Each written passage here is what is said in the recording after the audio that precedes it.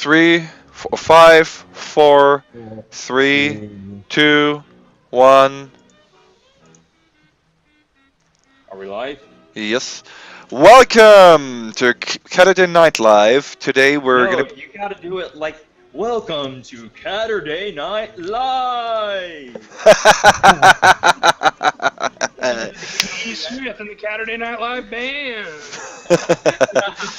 we actually do have a band playing in the background. If you look at the if you are listening to the actual stream, you can hear it. Um, Today we're going to be having a discussion about accessibility in games development, and we're going to be talking about a project in that regard called GamersEnabled as well. Today our guests are going to be the blind Ryan, Christopher Arnold, from also known as Damon Pro from Crown Demon Studios, our good friend Dash, and Matthew from The indie update. the Indie Update. So I'm gonna first seize the floor to Ryan so he can, basically introduce us to, GamersEnabled and basically the whole reason why we're here and discussing this. Thanks, Shrek. I guess I'm the blind Ryan now. I will have to edit my Twitter. So, for those of you who listened to me last night and earlier yesterday morning, my voice has changed a little bit. My voice is a little tired. I'm trying to keep it quiet so that my wife can sleep. Basically, what GamersEnabled is we go to developers, indie, AAA, whatever we can, or at least this is the plan, that we would go to these developers and we would say, there is a market of people that cannot play your games but desperately want to. And all you would need to do is make a few minor additions or I don't even want to say changes because our goal is not to change what the game is. Our goal is not to make it easier difficulty-wise. Our goal is to make it easier for disabled people to play the game. And the way we would market it is you would have a little bit extra time, you'd have a little bit extra money put in, but the good PR that you would get from allowing us to QA your game and give you these suggestions, and the more people would be able to play your games, you would make your money back in spades, and you'd get good PR, which is priceless in today's economy.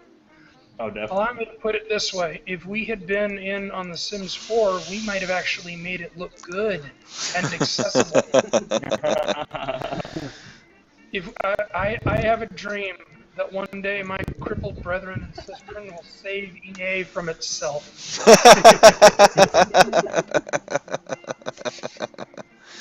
Also, we have a few other avenues that we could do. We have all of this is conceptual. We could eventually help developers get their games out there to disabled people through fundraisers and such. We will eventually have a website where we can post a repository of everything, accessibility friendly for disabled gamers. Like, the ideal is you go to the site, you have, like, let's say, color blindness, but a specific type. I'm sorry, I don't know the specific types of color blindness, but say you have red-green color blindness, and you type in red-green color blindness, and it says, okay, Borderlands 2, this game has these options for red-green color blindness. Or say you want to look for large fonts because you don't really care about your condition so much, you have a problem and you want to solve it. Well, this game and this game with this mod have font options that allow you to enlarge the font. So it's all about getting the knowledge out there to the developers, to the players, to as many people as we can, but more importantly, not shining a negative light on those who would rather not use our services. It's all about positive marketplace neutrality. We are neutral, but positive on the good things that are happening. We do not acknowledge the negatives because there's enough negative bullcrap around. So. Yeah, definitely. The focus is more on making games more accessible for all people, and it's not about making a company look bad if they don't want to have these No, services on their game, or if they don't want to have colorblind options on their game. That is their definitely choice. not. And honestly, I don't care if it makes them look bad. I can't speak for everyone here, but I don't care. I This just want is more people to be able to play the games. honestly, and this is a bit subversive, but that is the reason why we are neutral. I am a firm believer that the marketplace will take care of itself. Oh, But definitely. more importantly, though, if a developer chooses not to use us and they make a non-accessible name, I don't think that we should blast them. Oh, no, no, no, I definitely. We're not think gonna. we, I think we should wait. We should give them the opportunity. Maybe we can get some in-house devs to release a patch or to release a mod or something and sell it to them so that they can include it into a patch. The goal is, and first and foremost, accessibility. You know, more game. We want disabled people to be able to play they vidya. You know, but I do want to say that my wife is going to be writing up a like a code of ethics kind of thing, and we'll have that up on the Steam group tomorrow, hopefully. Good deal. Yep. And Uh, she's a very good writer, so I'm hoping I really think cool. it's more lawyer stuff. I'm not sure about it, but I think it needs some lawyer moderation or to pass through some law, some law enforce law side of thing. Oh, I'd like to point something out, Ryan. When I joined the Steam Curator group yesterday, I was just able to join. Did it like ask you to confirm that I wanted to join, or did it just let me join? Like, It, that it, might it be a problem. it's a public thing. Anyone can join. Okay, okay, okay. We might want to change that eventually, just because we don't want trolls getting on there and screwing everything. Exactly. That's another thing that I need to bring up. We need people that are interested in this in an official capacity. I don't mean to put you on the spot, Matthew. Do you want to be a part of this in an official capacity, or do you What just do you want to mean be a by official volunteer? capacity? Eventually, this thing's going to get big because it's a good enough idea that it'll Right, get right. big. Do you want to be? Essentially, I'm offering you a job, except I can't pay you yet. Well, clearly, Ryan, I would love to put all my time towards this, but I am a full-time student. Oh no, So I with understand that that. being said, maybe I could be able to do some kind of full-time work over the summer, but as far as during the school year, I would probably just need to stay at a volunteer level. Just being completely That's honest with you. no, that's totally fine. And like I said, it's going to be a long time before there's any kind of payment. You know, Right. we're still living with my dad for Christ's sake. We want to get out of California first. So, but we need people in an official capacity who can say, I want to be an official part of this. And it's going to take long enough that I think you'll be able to be a part of that, should you still want to. And then, Oh, definitely. also, what was it I was going to say? I lost my train of thought. I'm sorry. It's all right. I would like to bring up something real quick, though. I think it'd be interesting, even though this isn't the focus of the group, but if we made our website, whenever it happens, generally more accessible for people with different disabilities. Yes, we already discussed some of these parts, like for example, different color themes, those kind of Right, things to, High to contrast color themes, easy right. font options. Actually, there's a way, I don't exactly know how, but I've seen it on other websites where instead of, doing the control mouse wheel thing, you can actually have little buttons in the top right corner that, little font size buttons, small, medium, large, larger, what have you. And I think that would be a good thing to invest in. Yeah. But Now this might take some intuitive design, but it'd also be interesting to see a website that is like a completely audible version of the website. oh I yeah, don't and I know, posted a ton. yeah, yeah, I posted a ton of links on our planning and foundation forum page, which is where I'm hoping everybody who's interested in joining this in an official capacity will go. Like I said last night and yesterday morning, I do want to turn this into a legitimate business that outlasts Gamergate when we win. So I mean, this is born of Gamergate, but it is not a part of Gamergate. This is something entirely different. And if the admin of GG is listening, I would like to personally thank him for sticking that thread. It's kind of gone to shit, but I really do appreciate it, man. I cannot thank you enough for the help that you've given me. That's what happens to threads on HN. Oh, well, yeah, but for a while there, it was, it was rocking, man. And I think it will, continue to rock, so I wouldn't be so concerned about that part. I kind of shot myself in the foot there. I was answering questions all damn night, and I was all excited, and now I've kind of tempered it a little bit, but I'm still really excited about this. This is fucking, I'm jazzed up, and I really hope we can get some awareness. There are some fundraising ideas that we had for like getting the IP registered or the intellectual property registered. I need to talk to Able Gamers to see if they don't mind us stepping on their toes a little bit with the name. If we have to change our name, I forget who it was that came up with the Fine Young Handy Capitalist, but the Fine Young Capitalist said they don't mind us using that name, so that's an option should it come to pass. I'm not sure how. Is it really related? Pardon me? How GamersEnabled was felt to me really related to the cause.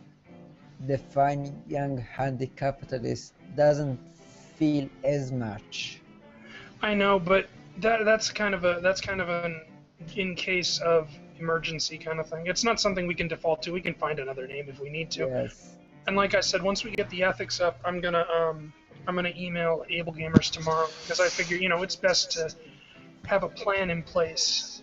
Exactly. For when we email. So wait, there's another group out there or something that has a similar name, or this is my first time hearing this. It's a charity called Able Gamers, and 8chan was very quick to tell me, "You stole their name." So, Well, I'm sure they'll be cool about it, and if not, we'll definitely talk to them. And what is it? What does this charity do exactly? I believe it sends, or it helps disabled players get, what are those things called? The special controllers, the special programs that are needed. Oh, well, dude, this is a charity we would definitely want to get in contact with, and at the very least, try and see if we could get some advice and some help from them. Yeah. Asian's like, hey, they're your enemy because you stole their name. No, they're our friends because they do exactly. They're heavily. What they do is heavily geared towards what we're going to be doing. So. Except for we definitely need to a get larger scale. All right, before we go too much deeper into the discussion, since we have Christopher Arnold with us, and he's currently working on a new game project, why don't you tell us a little bit about your game? Sure thing. So the game is Freak. It is a 2D top-down zombie shooter game. The best way to describe it is picture DayZ mixed with Hotline Miami. The game's lead character is Tinker, who is killed in the zombie attack and is infected, but for some reason he manages to retain his humanity. He also is autistic, just like me and just like several other members of the team, and we draw on our own experiences with autism to influence this character. So it's very, very important to me that I'm able to speak out about issues in games. I believe very strongly about diversity in games in terms of representation. I believe very strongly in developers being able to make games that are very dear to them in terms of subject matter. And because I believe these things, I want to make Freak in a very specific way in regards to this one character. But at the same time, it would be unfair of me to not try in turn to extend that same right, that same courtesy to others. People who may not have the resources to make games on their own, but still want to feel like their voices can be heard by a developer, that they can be represented by characters in a game, that they can get representation that they need. So, to that end, there are multiple other characters that are playable in the game.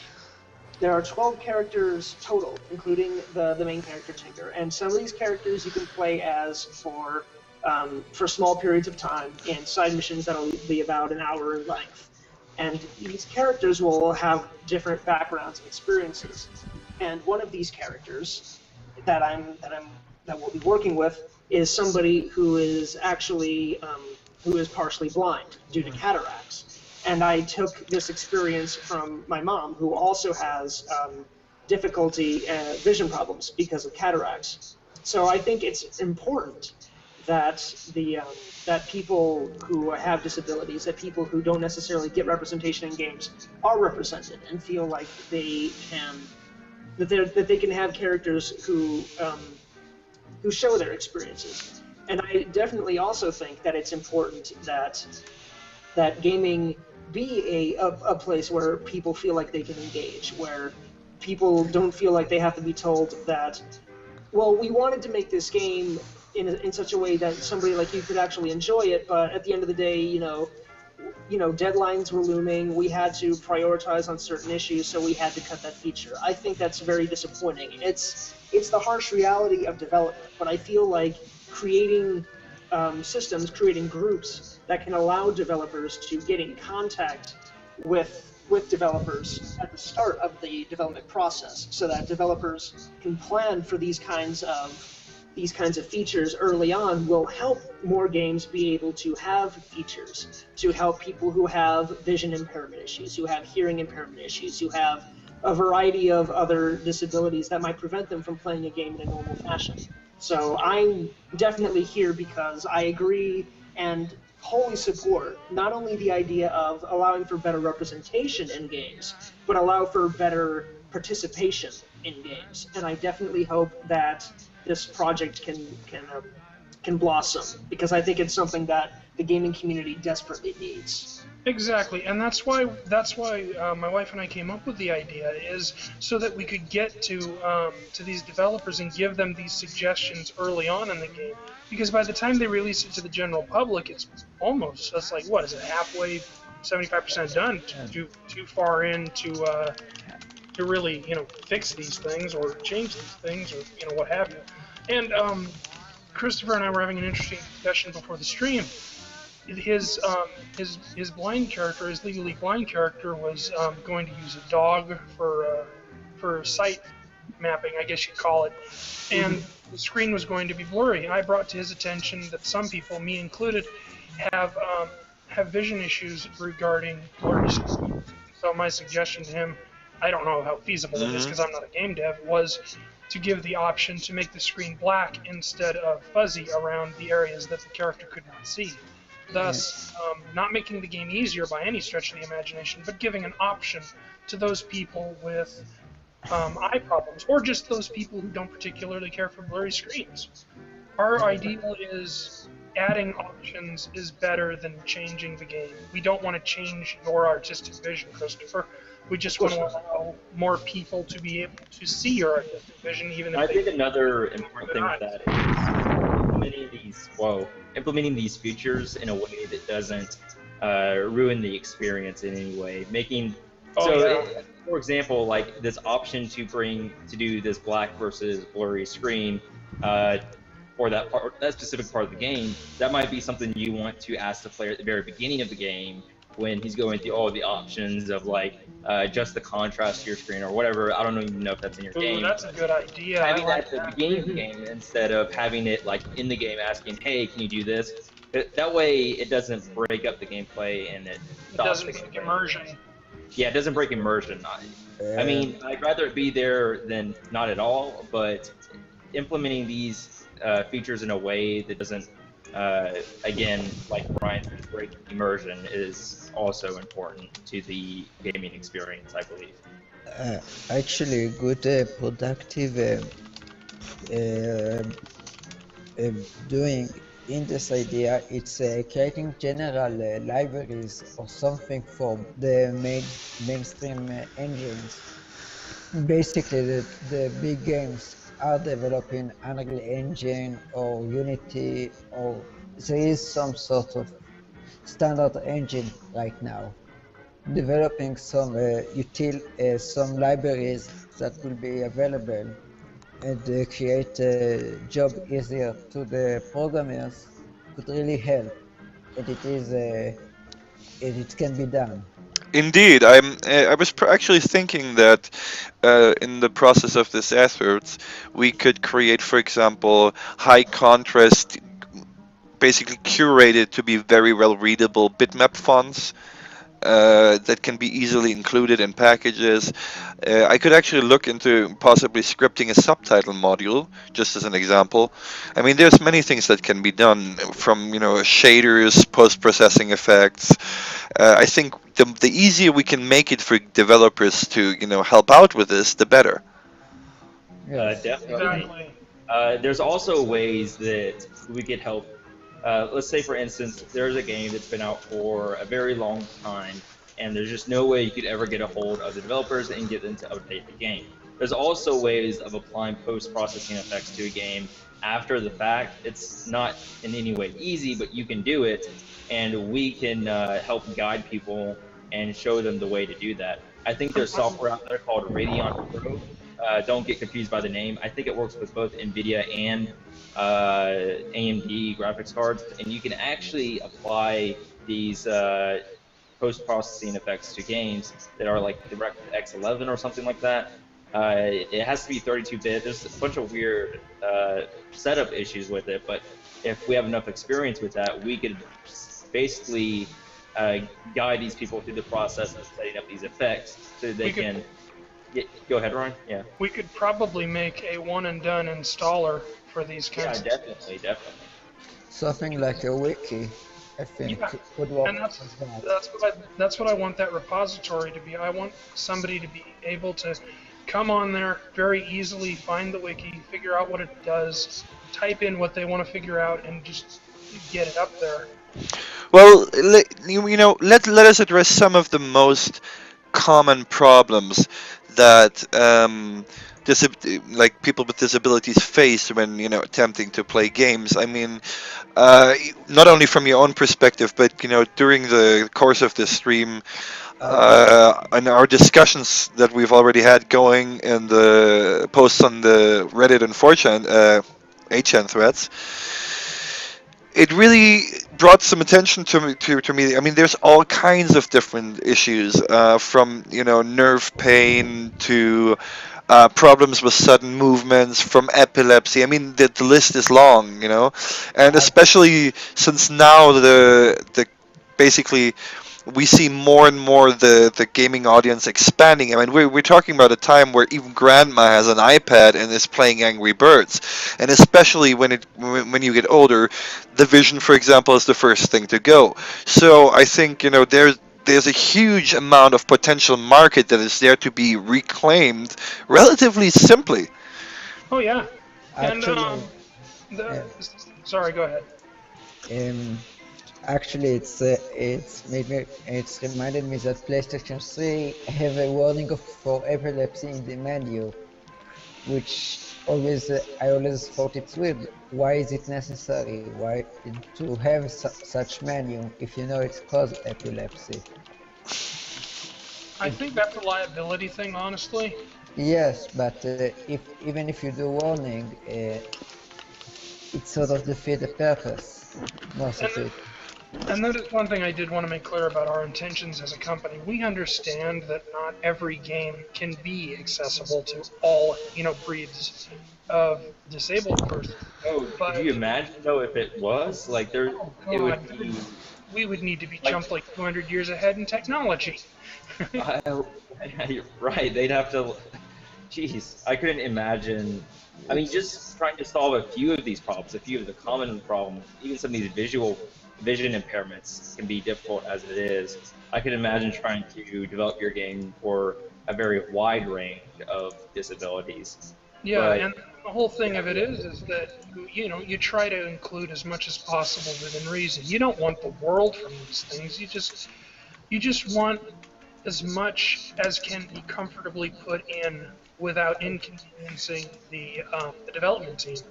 It's a risk reward thing, and you look at the greatest example, and I love this story, and we need to link it somewhere. The Legend of Grimrock 2. One guy comes in and he says, I liked. Legend of Grimrock 2 is an old school style adventure game where it's room by room. And the old games used to use an arrow system where you would use the mouse to click on, the side of the screen that you wanted to go. It wasn't very popular, so the developers didn't keep it in. One guy wrote in and said, "I used to use that system, but don't worry, I'll learn how to use your guys' system." And one of the developers said, "Dude, it's not that much trouble. I've already done it. Why don't you try it out?" And the guy was just floored, and it says that's exactly what we want to do on a larger scale. Because we know that we can't help every single person, but even one person helped is enough, right? Oh, definitely. That's one more person able to engage with the game that they hopefully found to be entertaining and enjoying and just generally enriching to their lives. So, what's it not worth, you know? Yeah. You can't put a price on stuff like that. You really can't. Yeah, and I mean, from a marketing standpoint, if you do that, that person will be thrilled. He'll tell all of his friends, they'll tell their friends, and suddenly one person that you've helped has turned into 50 sales, has turned in even 20 sales. I mean, that's still 20 more sales than you had. I mean, Yeah. from a marketing standpoint, it's a really good proposition because it makes you look good, it makes us look good, it helps disabled people. It's a win-win for everybody, really. And honestly, I can't understand why the idea hasn't come up earlier. I guess we disabled people have been told for so long that you have to adapt to what is being presented to you, and as technology keeps marching on, there are more and more options, and we haven't brought our heads up to say, hey, well, what about us?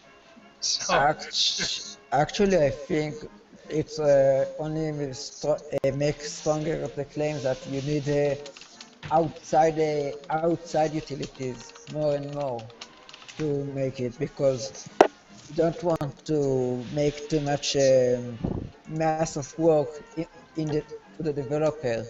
You want it to oh be yeah. as outside as it can be. So contacting graphic art vendors, Microsoft in general, because DirectX, Oh, something like that. I'd love to be able to get enough developers on our team and offer up like dev kits for the more popular engines that would Yeah. allow for such things. That's a great idea, and thank you for coming up with it. That's wonderful. But It's not such a far away goal. I think it's one of the first things if something like this come up, that's the first thing someone should do about it. and that will wholly depend on how many different kinds of people that we can get in the company. We want to get disabled people who can offer input. We want to get developers who can develop these things, but also who can. Speaking of which, if you're watching the stream and you are either an affected person or a developer, and you want to contribute to the discussion live, you can send me a direct tweet on @ShrekBane. Follow me, I'll follow you back, and I can DM you the Hangout link. We'll be more than happy for more feedback. I can only talk about my own problems. We need more people to talk about their problems, even if it's using a text-to-speech program because they can't talk. Precisely. I actually remember I was involved in a project where we were creating a virtual guide dog for a virtual world, so that people could just basically, the dog would guide them around, have read objects out to them, which could interface directly with a text-to-speech engine, and so to allow basically blind people to actually explore that virtual world, which is like seems a little bit counterintuitive at first thought, because it's mostly visual, but it actually worked out pretty well. Huh, That's really great. interesting. And you were talking earlier in the pre-show about echolocation and cane taps, how blind people can hear like when there's a wall nearby because of the echoes that bounce around it. And there's ways to do that with stereo sound. You mentioned the Wiimote Exactly. that has a speaker on it. I could even imagine being able to track an actual real cane, for example, using a webcam or a Microsoft Kinect. Yes, Kinect seems really fit to that needs, actually. I saw someone develop for it and it seemed a bit not as comfortable, but it does allow a lot of allow this work to be more available to people with handicap. And honestly, I also kind of hope that we can. Oh, damn! I lost my train of thought. Oh, Yeah. I'm honestly that happens from time to time. I'm sorry. Um, honestly, I hope we can convince developers, not in an official capacity, but I'm hoping that through doing this, we can show developers that you don't need to make these obtrusive, obstructive, pain in the ass, user interfaces. Especially RPG games are really bad about this. Borderlands 2 is a fucking nightmare to anybody with any kind of Oh vision. God! Trust me, you don't even need to have visual problems. Oh yeah, you should hear Total Biscuit talk about it. He hates that shit. But Well, that's one of the things too. It's like there's a lot of factors where again, it's like this is why it's so important to get these kinds of to get people like you involved in the process much earlier because stuff like figuring out the GUI interface, and stuff of the game, that stuff, it's these little things. You catch them in pre-production. You catch them when you're working on the alpha of the game, and they're so easy to fix. And many times they just aren't because they're not developing it with those concerns in mind. But you get people involved, not necessarily from like day one, of course, but once you start getting it so that you start getting prototypes together, when you start actually make stuff, then it's important to get a lot of people involved because some of these GUI fixes, you mentioned the Grimrock 2 example, some of them are easy, a lot of them aren't, a lot of them tie into like the very idea of the game. Like obviously, I don't know if this would be like an example that we both bring up, but you look at like for example the idea of the heads-up display in Dead Space, for example. It's very integral to that game. It's integral to the feel of that game. Right. And that's another example where trying to make tweaks in order to ensure that the artist's vision is balanced with the needs of people who need more or who need better accessibility can be balanced. And it's again one of those things where I feel like a lot of times, at least in AAA spaces, the people that they contact first in regards to trying to make sure that the game is effective aren't necessarily people with accessibility concerns. I mean, I'm not entirely sure if that's true. I haven't done AAA.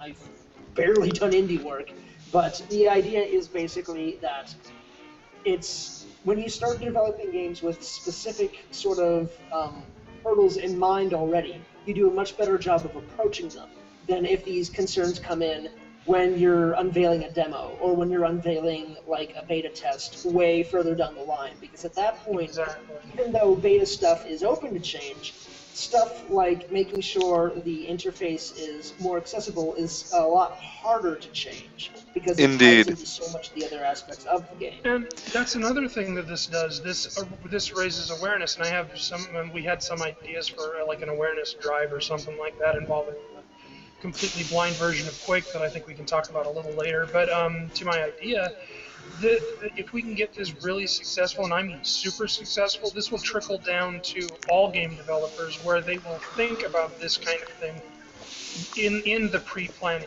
phase, as opposed to seeing it come along later on in the game when they can't fix it. Because something like Dead Space UI, which I'm not actually familiar with, I'm just going to go on assumption here, it sounds like it is very integral, and any kind of change to it would completely screw the pooch. But if it had been brought up in the pre-planning stage, in the conceptualizing stage, in the alpha stages, somebody like me could say, well, is there an option to maybe scale the UI? Is there an option to maybe add different colors? Is there a way to change the colors for people who have color blindness? Is there a Right. way to display like maybe high contrast numbers? I mean, the list goes on and on. It's Well, not like we even have to take all these suggestions. It's just, is this possible? Is this feasible? Could we do this since we're this early in development? alternatively, if another option, Now here's the thing.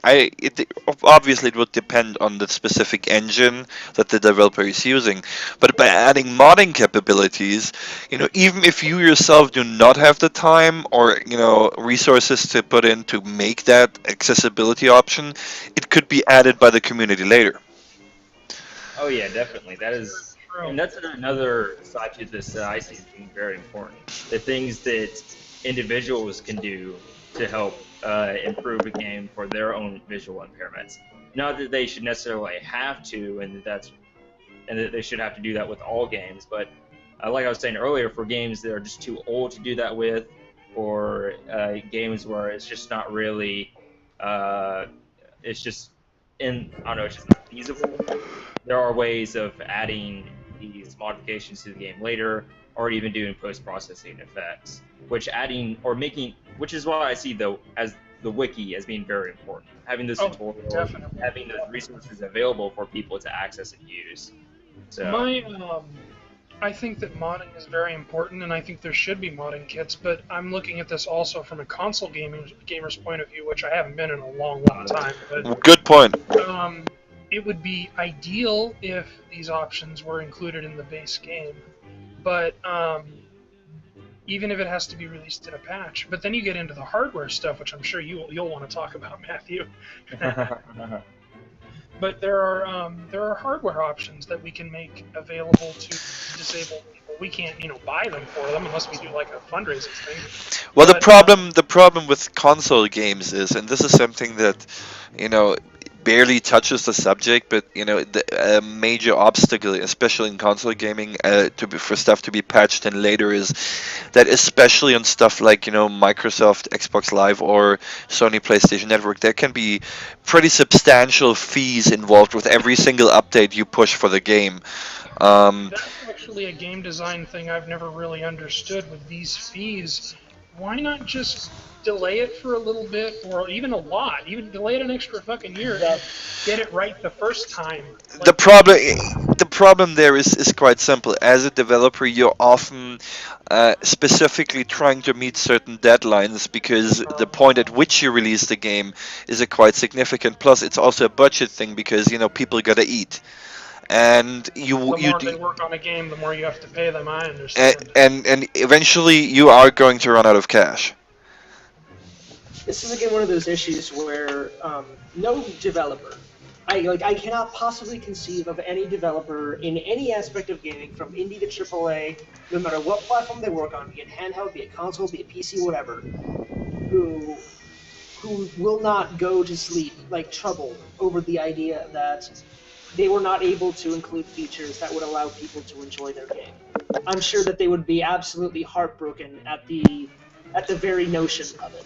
Exactly. I mean, I keep saying it. Yeah. When I, people do this, it strictly just comes down to pure pragmatic concerns. The game's got to ship at certain dates, and it's only going to really be held back if there are extremely damaging bugs, or the game is just not finished. Yep. And when I'm saying not finished, I'm not talking about these accessibility features. Sadly, accessibility features are not something that the massive majority of the gaming public looks into. They're something that is appreciated.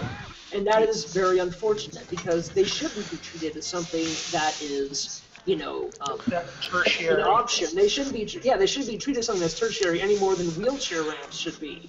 Actually, It's hard to say that they should be considered standard, but that effort should be made. But at the same time, it's secondary always instead of look at tertiary. things. Yeah, it's always important to look at these things pragmatically. And again, this goes into the idea of how can we make this so that it works right for the developer. And well, the if best I may way make to an do that is example. to make sure these concerns come in as soon as possible from the Yeah. developer. If I may, just we got some data from the chat. Apparently, it's $40,000 per update on the Xbox. So that gives you a little bit of an idea especially for indie developers. That can be a death nail. Now, Oh yeah. and that makes it a really really substantial problem to add in patches that are not critical. I mean, sure, an AAA development company can afford this kind of Oh yeah. stuff. Drop in the bucket. Right, but if we're talking, about a smaller indie crew, this can easily sink a project if there's a critical bug, for example, that has been missed. Nobody starting off would, would, Yes. yeah, it's ridiculous. So yeah, that is a very very difficult issue, and I absolutely understand it from the developer perspective if they say, look, we cannot do this for reason X, but at the same time, once again, the sooner you can get into this, the easier you make it for the developers to do this kind of stuff, the better. This is where, for example, the More Unity stuff we acceptable they'll discussed. be. Yeah, another thing is I think we need to do we need to basically drive home that for example, to publishing companies or generally, that there is actually a significant market out there that is affected by these issues. Specifically, if we're talking about senior gamers, which is a growing demographic now that iPads, tablets, and so forth, iPhones are getting pretty much becoming standard everywhere. So, Yeah, and but the then problem with that is you're not going to see big developers like Ubisoft or Activision or anyone like that going out of their way to make their games more accessible for a demographic that doesn't play their games anyways. Oh well, So that point is absolutely correct. But if we are already, if they are starting to understand that there is a market, maybe not for every game, that might get them actually more interested in addressing this issue. And once you have developed a workflow for these kind of things, it's easy to apply that workflow to other games as well. So it wouldn't be that much out of the way. And that brings me back to the point of our neutrality in regards to asking developers. We would like to come in early. We would like to offer dev kits so that they would not have to do as much work to accommodate those that might not normally be able to play their games. But if they say no, that's fine. If they release a game that is accessible as all hell and they didn't use us, that's great. We can still put them up on their website, oh yeah, and say. But we are not there to become a mega corporation. We're not there to bully our way onto the scene like the Americans with Disabilities Act kind of did. We are here to change hearts and minds. It's the different, honestly, and I don't mean to be political, but I have to use this as an example because I think it works. It's the difference between the culture or the cultural revolution of the '60s, where blacks got to vote, women got to vote, etc., and the gay marriage thing. And with the cultural revolution of the '60s, there was Martin Luther King. He was changing hearts and minds through diplomatic means. Whereas with the gay marriage movement, not to be crude, but they pretty much shoved that huge dick down our throats whether we wanted it or not. And I don't have a problem with gay marriage. I think it should be legal, but I don't agree with the methods they used. And I don't want to use those methods in our company because I think that will put a stain on our company, and I want our company to be as pure as, well, humans can be. Well, in a way, it all comes down to positive encouragement, giving people options. Exactly. That's what it's That's about. exactly right. I would actually, I just see Logical Black Guy is in the chat. I'm gonna send him an invite. He's one of the Not Your Shield representative from, the consumer revolt currently known as Gamergate. Also, I'd like to welcome Stephen here to the stream. Stephen tweeted me when we were having our last discussion and described his own situation. Welcome, Stephen. Tell us a little bit about yourself. You're muted, buddy. Oh, you're gonna have to unmute yourself at the top of the screen.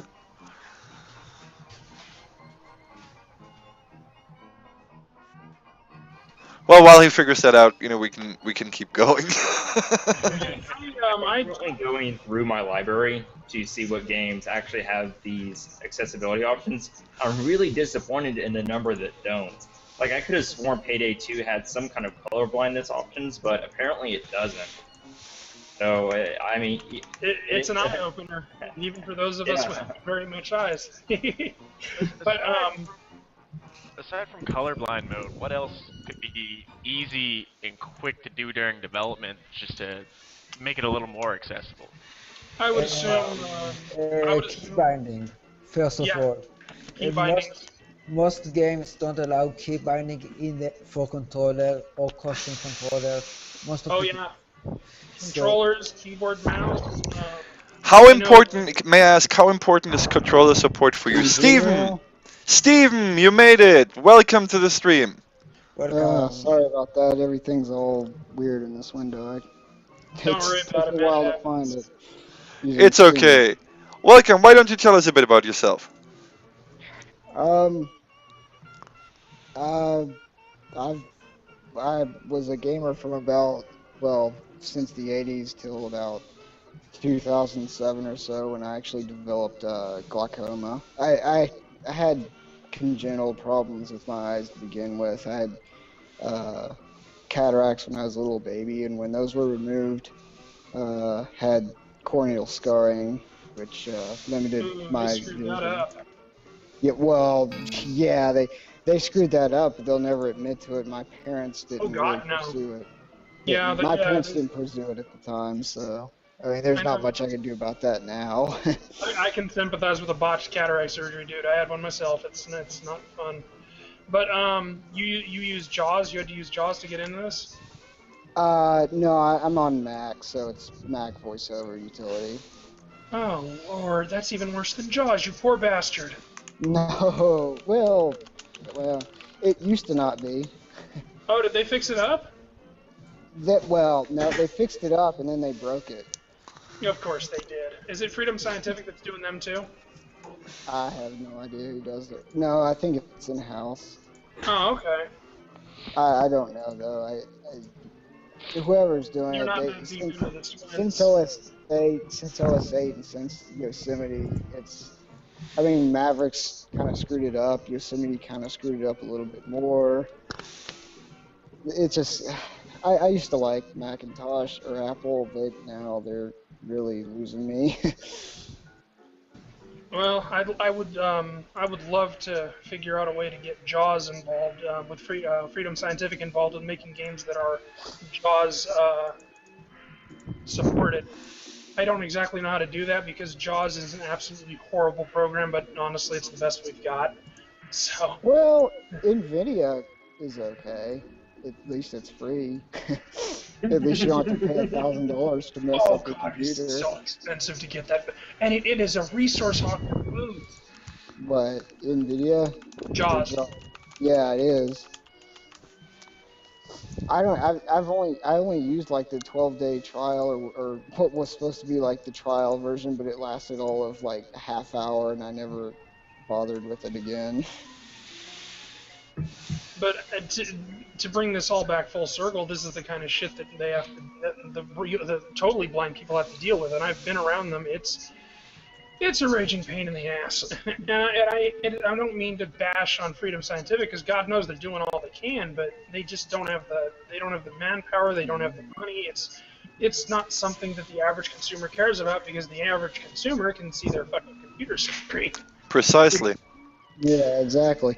And I mean, it's not exactly that easy because you got to balance between representing what's on the screen and, be able to just, I mean, you can't, it would be very difficult to write a program that's going to look at an image and tell you what it is. And Yep. so many Exactly. things have become graphical now. Yeah. Like buttons are all that irritates me to no end, especially Windows. Oh my God, Windows, you got to stop this. We call it, my friends and I call it the Matteling up of Windows because the Pretty buttons, damn much. because Um, it makes the bloony buttons and oh, it's so pretty to sighted users, but Are you Mm, familiar with the old Infogames adventures where you'd get the big wall of text where you type "Go north, go west, fight dragon," etc. Yes. yeah. With But to be honest, I never really played those that much. well, When I was younger, I could see and I glutted well, on that, so I well, what I was thinking of was a way to get Shit. either JAWS or an in-game reader to get kind of a new wave of those things going for people who are blind or have a hard time seeing. And I was thinking there's got to be a way to use JAWS or an in-game reader to give these people an option, even if it's kind of a crappy option because I never really got into those games myself. Hmm. Actually, I had an idea like that. I couldn't really develop it because time, but it is possible. There is new site add-ons that for fast reading. I think through that you can do something like that. It's big letters. They had some technology behind it. I forgot the name right now. But one thing we should talk with you about, Stephen, maybe we can do this off the stream because it's kind of inside baseball for the viewers. But I'm pretty sure Matthew is working on or is going to work on the website, and we should probably talk to you about some accessibility features, things to avoid like the aforementioned icons, and Yeah. trying to find ways to make the website more accessible to someone like you with no vision or someone like me with limited vision. I Right. I was think wondering if there something. was a way we could I set think up. VoiceOver likes to group things automatically, which is. Hmm. I was If, wondering if there was a Yeah. way. I'm sorry, I'm not trying to interrupt, but I was wondering if there's a way that we could set the website where it's already set up to be an audible website, meaning when you go to the website, a little pop-up menu will show up, and it will say that in 5 seconds the website will automatically start, or in 5 seconds the website will automatically go into an audible version. Meaning you can clear the Honestly, website, and the website will ask you like. I don't know, if there's some kind of way we can get it where you can speak into your microphone and it will kind of like a Google Now. If you've heard of Google Now, basically you can talk into your phone or into Google on your computer even, and it will take your audio file and it would do a search. And if there's a way we can do that with this, so it can look like if you say go to home or home page or something like that, it'll go to the home page and it'll give you a list of options and links from each webpage. I don't know how far this can go, well, and text what the is or full. speech to text is a good idea. Text Mhm. to speech. If we tried that, Jaws would shit on itself because Jaws I automatically posted in goes. the chat of the Hangout the W3 guidelines for accessibility. I can look more into it. I think there is more tools. Yeah, It's I don't know. I posted I a ton believe of with those JAWS, links. though, can't you write scripts for specific programs with JAWS? I would I know assume you so. can with C, yeah. Yeah, I mean, there's all kinds of options. It's just nobody's taking the time to figure out how it works. I can't because we Should be don't know. possible. I mean, if I might be actually do some research into it. It sounds like a worthwhile effort. I know Yeah, definitely. I know there is some tools. I at least believe there is. From Well, I put a ton of those links, including that one dash, into the one of the threads. I can't remember off the top of my head which one, but yes. it's on our Steam group. I put as many of those things as I could find. Okay, I And will. eventually, I think what I'll do is I'll make a sticky for like web resources and put all the links there, and let everybody be able to post links that they feel could help us in this endeavor. From quick search, there seems to be a lot of tools. I'm not sure how they work yet, but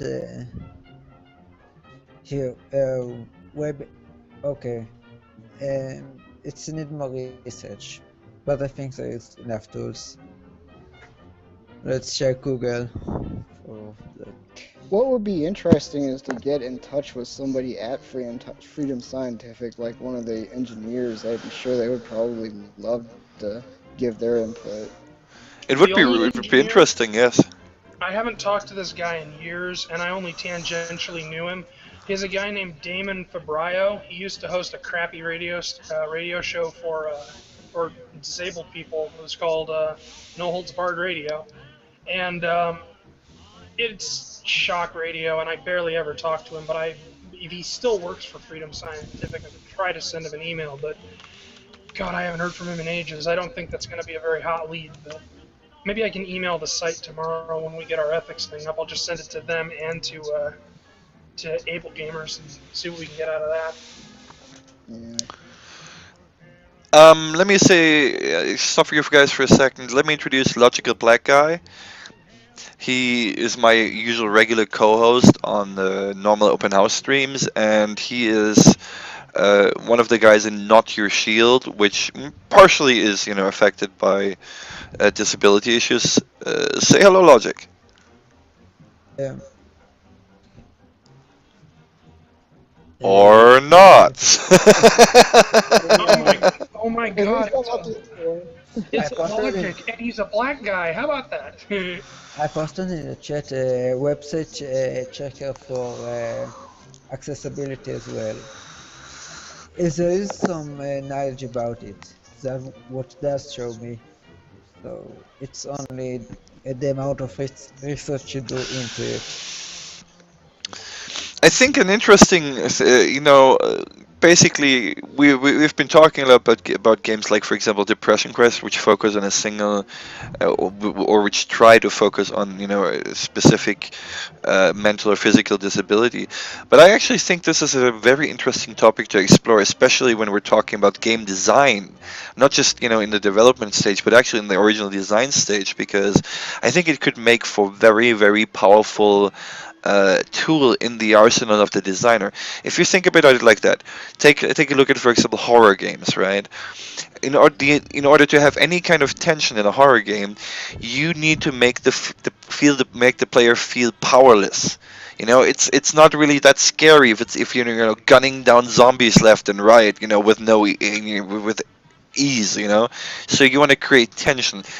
For example, if you think of stuff like Resident Evil, such all that is based on the feeling of vulnerability, right?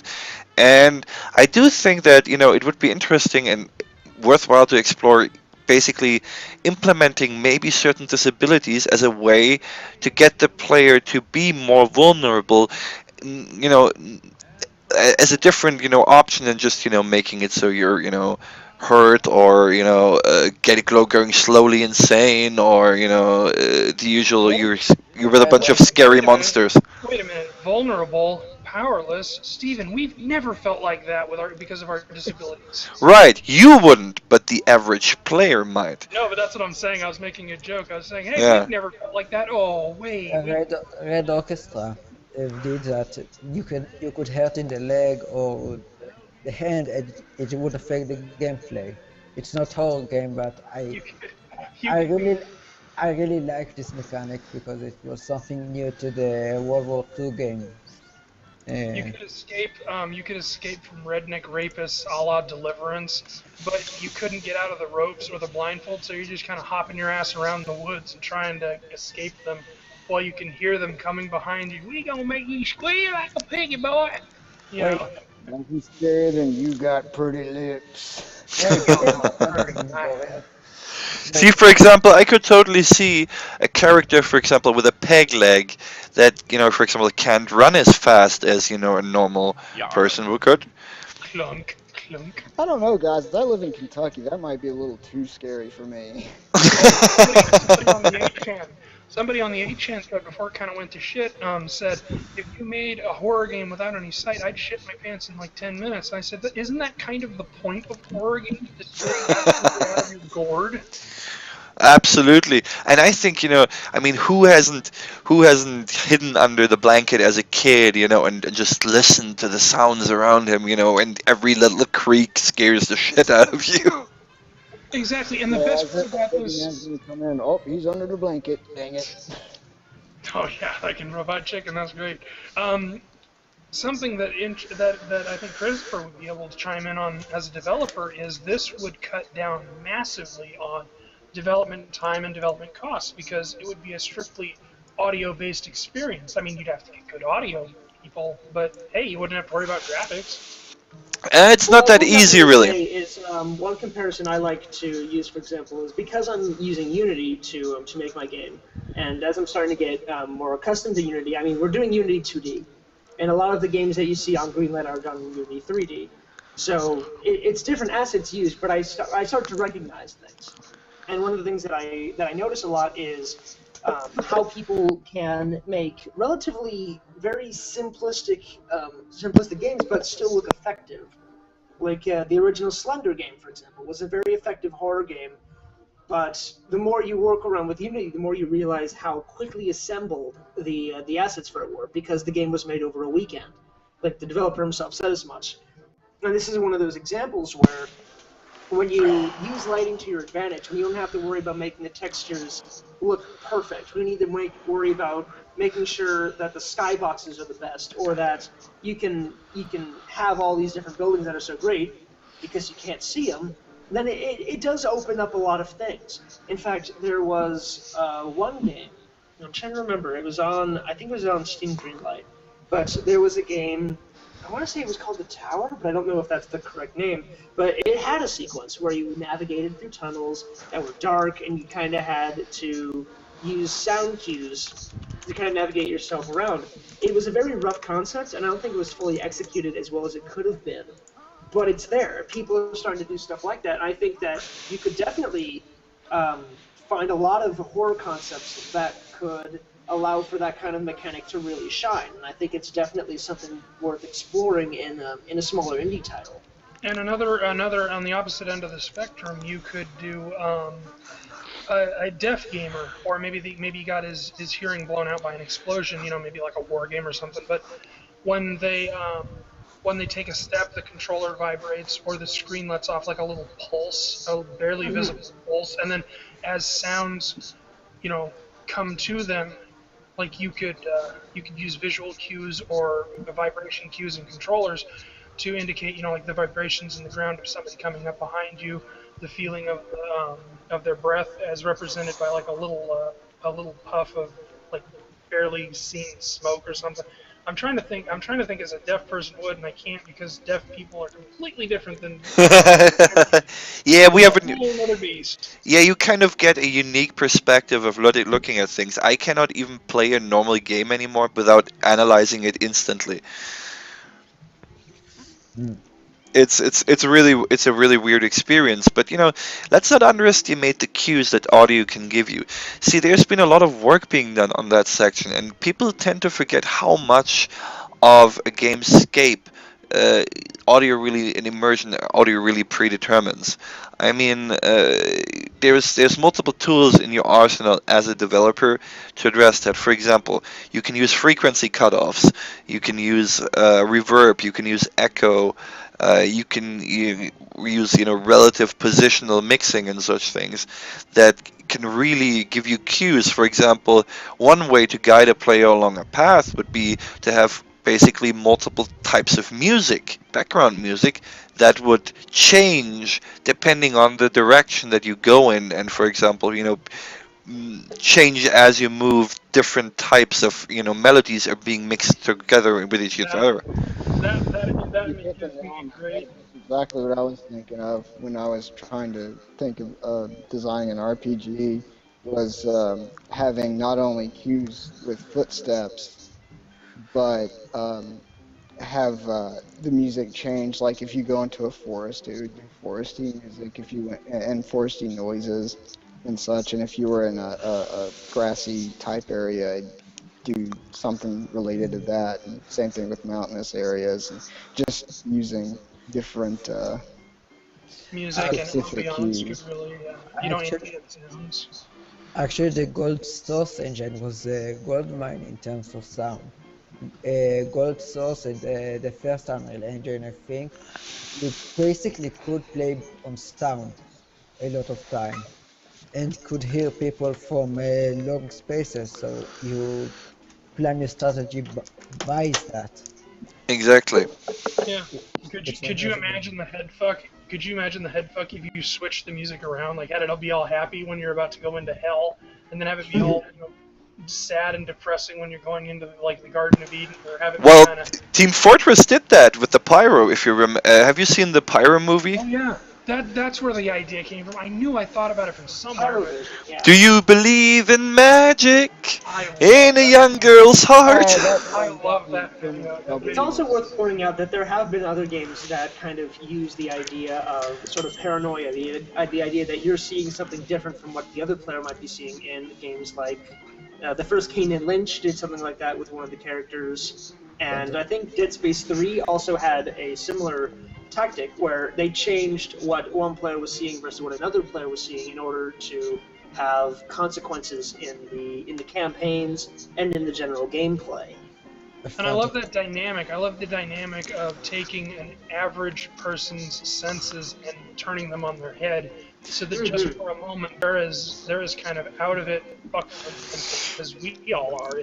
But since we brought up Team Fortress, that's actually a really good example, because one of the reasons that Team Fortress to this day has held up so well is due to its stylized art direction, and this is a huge, in my personal, a huge step forward that very few people actually realized how much it affects the gameplay and the enjoyability of the game, is the fact that every single character in Team Fortress 2 is easily recognizable even from a far distance, because its body proportions, its shape is uniquely identifiable immediately. I can vouch for that. That's one of the very few FPS games I can actually play reliably. Not well, because I'm always going to suck at those kind of Mad Dash style games. But it's something that I can get on with friends and putz around with for a while. And it's exactly for that reason. I hadn't even thought of that. Actually, I hated when they added hats because it's destroyed this unity of the characters, and you couldn't as well recognize other players. I'll second the hell out of that. Just play as Demo Knight, you'll be fine. Oh look, it's a Black Scottish Krieg, just what I've always wanted.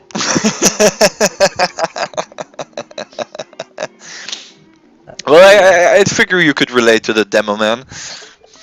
Oh yeah, I like the demo man. I love the hell out of that. His video is hysterical. I'm a black Scottish Cyclops! With a minky eye! But yeah, I mean, this is, for example, not even text.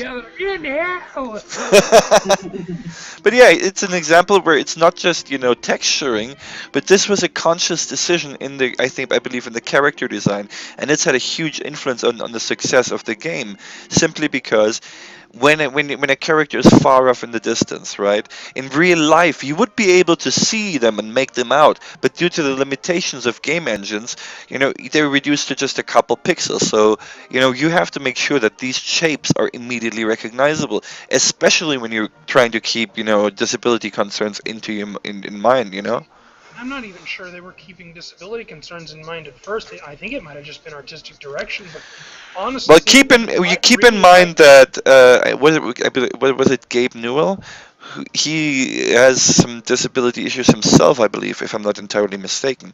Which is why I actually think that it might be it might be worthwhile to address the issue of the bad usability of the Steam client, to bring that to attention of Valve, because I think that is a significant, because this affects not just your ability to play one game, it basically affects your ability to access to an entire platform.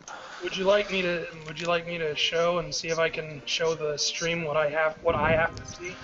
Well, I think everybody who has ever used the Steam client knows how tiny the fonts are, and I actually believe it got worse with the latest update. It did. You used to have to edit like style sheets and stuff, and it still kind of works in chat, but you can't actually see what you're typing in the chat until it comes up on the chat. So if you've made a misspelling, you're gonna miss it. Oh yeah, I was terrible in chat in any chat. It was always so difficult for me, especially if it didn't have a font. Quick. Hey Steven, would you be? Warcraft was cool because you could adjust the font to where you could see it better. Yeah. Question, Steven, would you be interested in doing a gaming session with us where we're going to play a version of Quake that is based only on audio? I love this Sure, idea. I can try that. This is such a great idea. I don't know what exactly we're going to be donating to or how this is going to work. I think it's something to do with registering GamersEnabled as an intellectual property. But the idea was we get this version of Quake that has no vision, no visual elements to it. It's just sound. And then we find a way to get like a spectator up so that we can put it in a stream and have the spectator show everybody what's kind of going on. And for a laugh. And we get people to donate. We talk about everything. see if we can get something going for that. It's in the early planning stages, but this is an idea that I absolutely love and cannot stop gushing about because I think Honestly, it's Stephen, so after what fun. you've told me, I would love to, just do some fragging along with you. I wonder what Carmack could have done with something with an idea like that, because he always seemed to come up with really good graphics engines. So I wonder if he was as fixated on audio, if there would have been any. Correct me if I'm wrong, but isn't John Carmack the one who was going to make us his bitch? No, you're Probably. thinking of No, John no, Romero. Romero. Romero, that's who it was. I Romero. Carmack was also it, but different guy. Um, Yeah, plus, I would love to see the irony of making an Oculus Rift game that doesn't use the visual part of the Oculus Rift at all. that's wouldn't that be funny. like an audio rift or something? Yeah, Well, yeah, because the Oculus Rift does actually allow for it has headphones, so it does kind of allow for like sort of if I'm not feeling. if I'm not actually mistaken, it's actually the headphones are laid out for directional. I think 5.1. I'm not I entirely believe sure. so. Yeah. So yeah, I think this is entirely doable, and especially when I mean, 5.1 headphones are now more and more available on the common market. So it's not that it wouldn't that be that stupid of an idea to actually focus on trying to include games based on spatial and positional audio more. And it's an interesting concept in regards to using technology in ways that normally you wouldn't think to use it. I think it's an interesting dynamic, and I think more companies should take chances like that. But when you're dealing with so much money and so many costs in development, it's just not feasible unless you're an indie developer or you're rich. Well, it would be really interesting to see. I would actually love to have a deaf person on the panel as well, simply because that's the exact opposite spectrum of what we've been discussing so far. You know, Exactly. I mean, unfortunately, I do not have a lot of contacts to disabled gamers.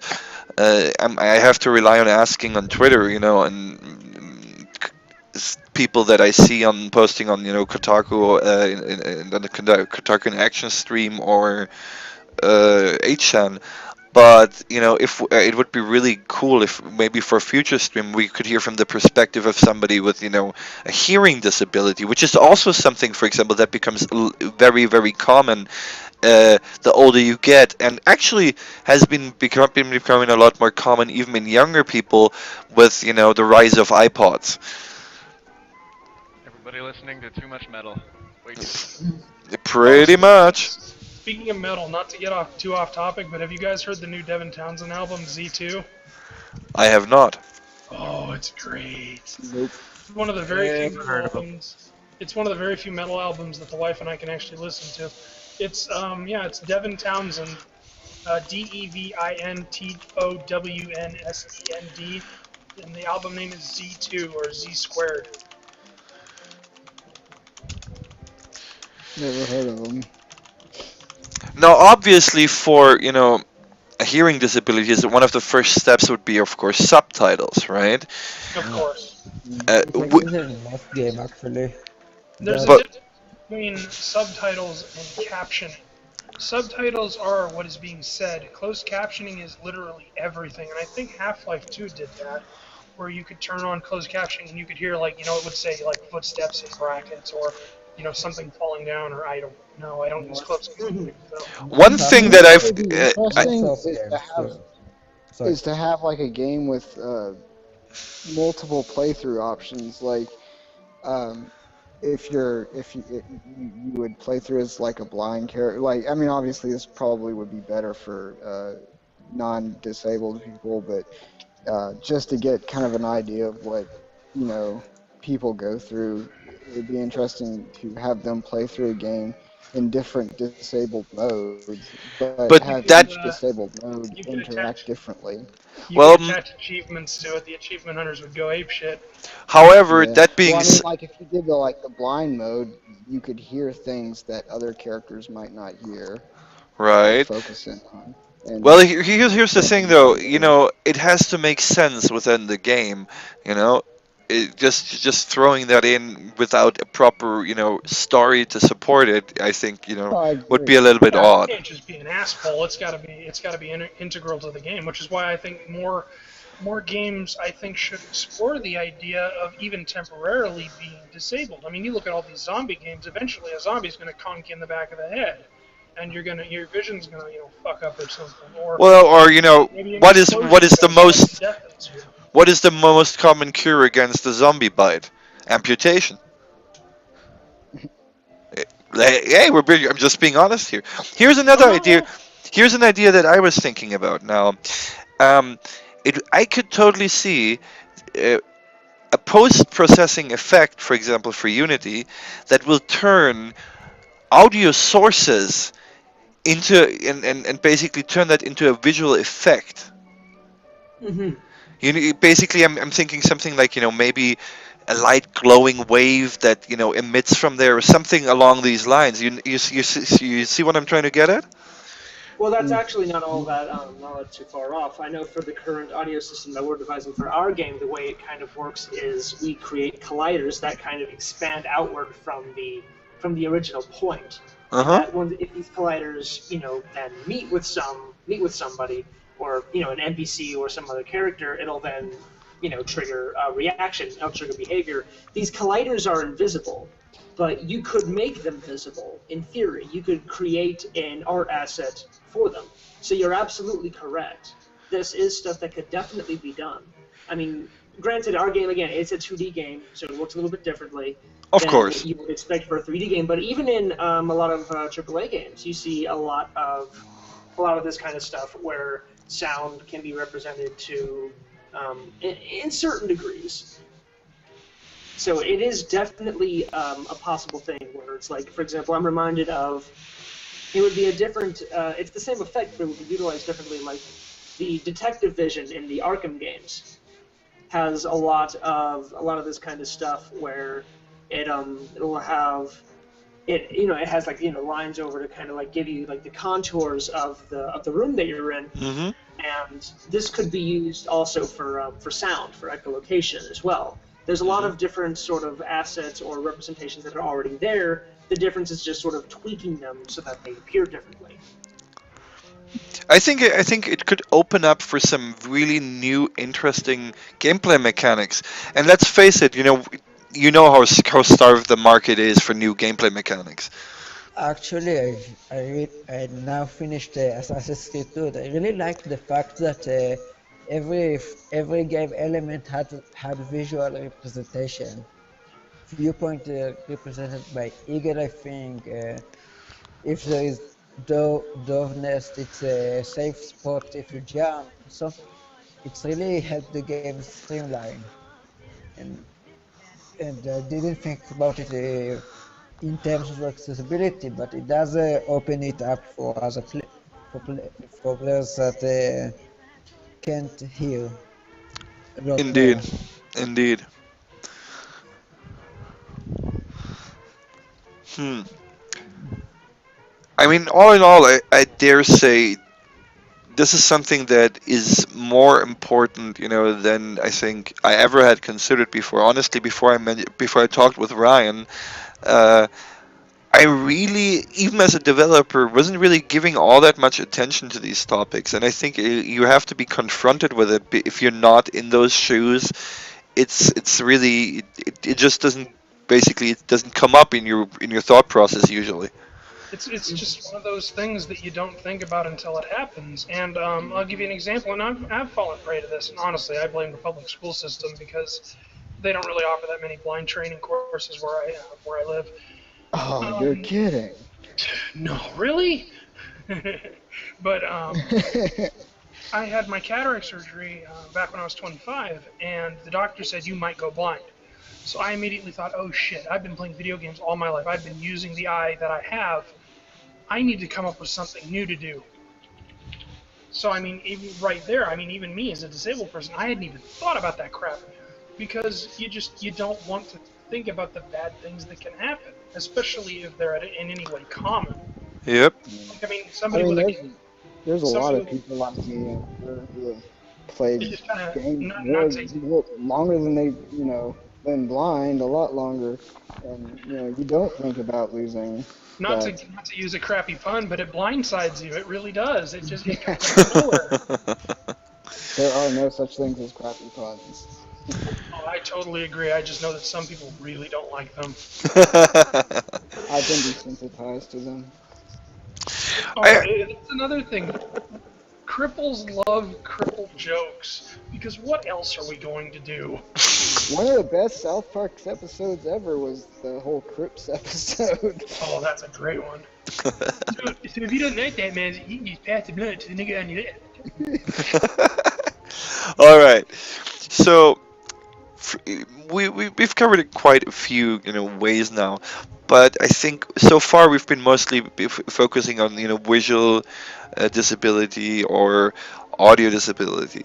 Now I have a question: how does do some mental disabilities factor into this? Because I mean we've quickly touched on maybe the epilepsy topic, but uh, how about stuff like, for example, agoraphobia or honestly, I'm not really an expert on the mental subject, so if you I guys think want to contribute a little bit on there. Phobias are really pretty well covered in the horror genre. Anyway, I think you should probably think close. Like, how do you represent autism in a game? Well, autistic people usually have fixations, so you could apply uh, things in the game that only the autistic person would know or notice because they that's have true. a fixation on that or And I something. think for dyslexic And that is one people, of the things that we're utilizing in the game, where the fixations are actually kind of incorporated into some of the other mechanics of the game. Do you could you give us an example without spoiling too much? Well, this kind of ties into like sort of the crafting mechanics. So the reason the character is called Tinker is it's a nickname because he likes tinkering around with things. So we basically sort of because growing up as a kid, I used to tinker around with Lego, and then as I kind of got older, I liked to tinker around with increasingly more complicated things. And even to this day, I still like occasionally engaging in projects where I get to just kind of work with my hands. So I kind of channeled that into the character, where he's a character that likes to work with his hands. Now, granted, the stuff that he's making is a little bit more, complicated and a little bit more, just bigger than stuff that I'm working on. You mean It's more stuff like complicated than a video game? well, sort. I mean, the stuff he's making are, like silencers for weapons. He's making armor that can protect him from certain injuries.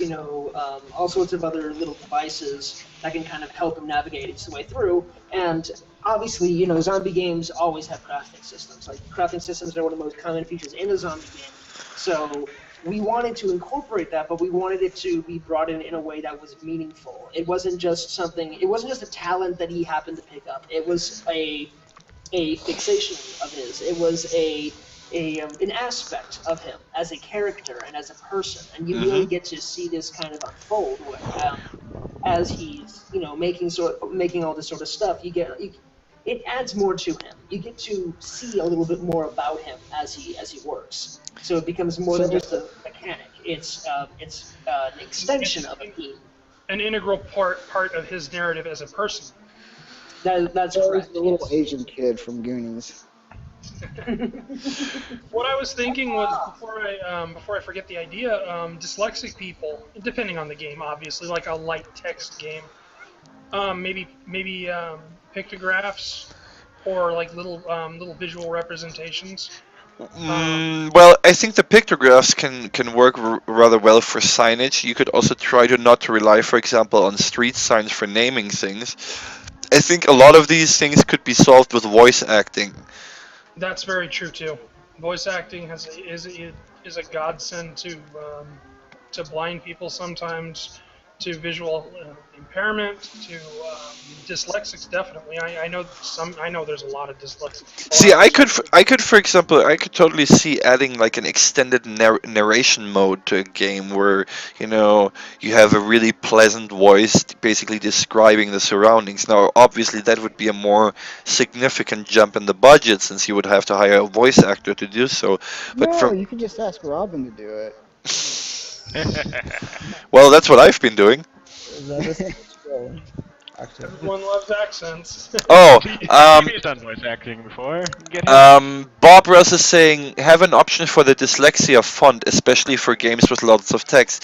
This is an interesting thing that you're bringing up, Bob, because I've actually heard very mixed opinions about these fonts. Some people are finding them very helpful. Others say that it's making it even harder for them to read.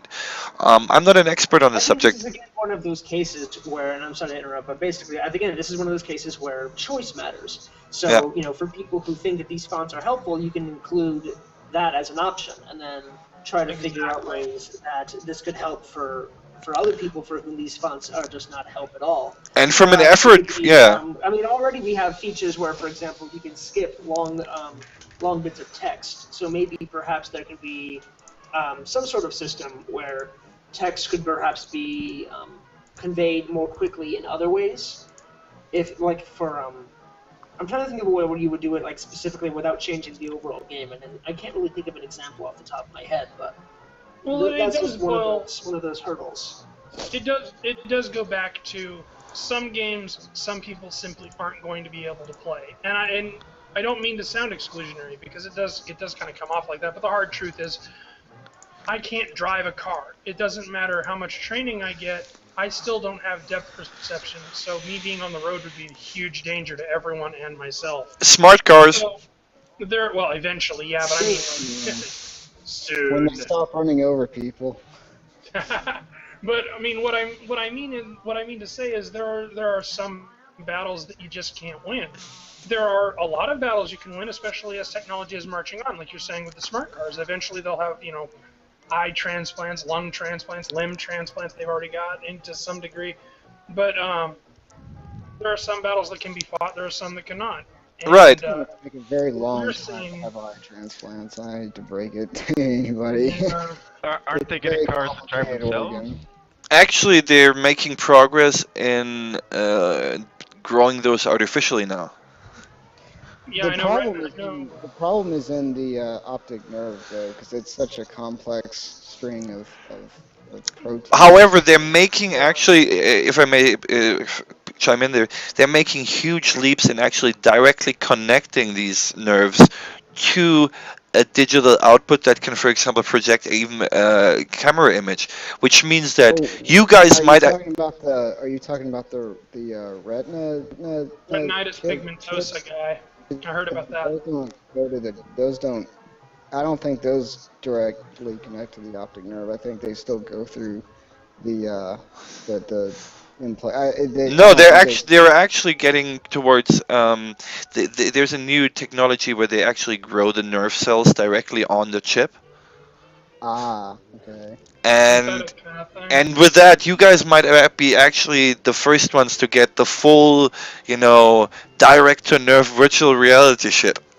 Oh, I can tell you. That would be so awesome. Hey guys, thanks.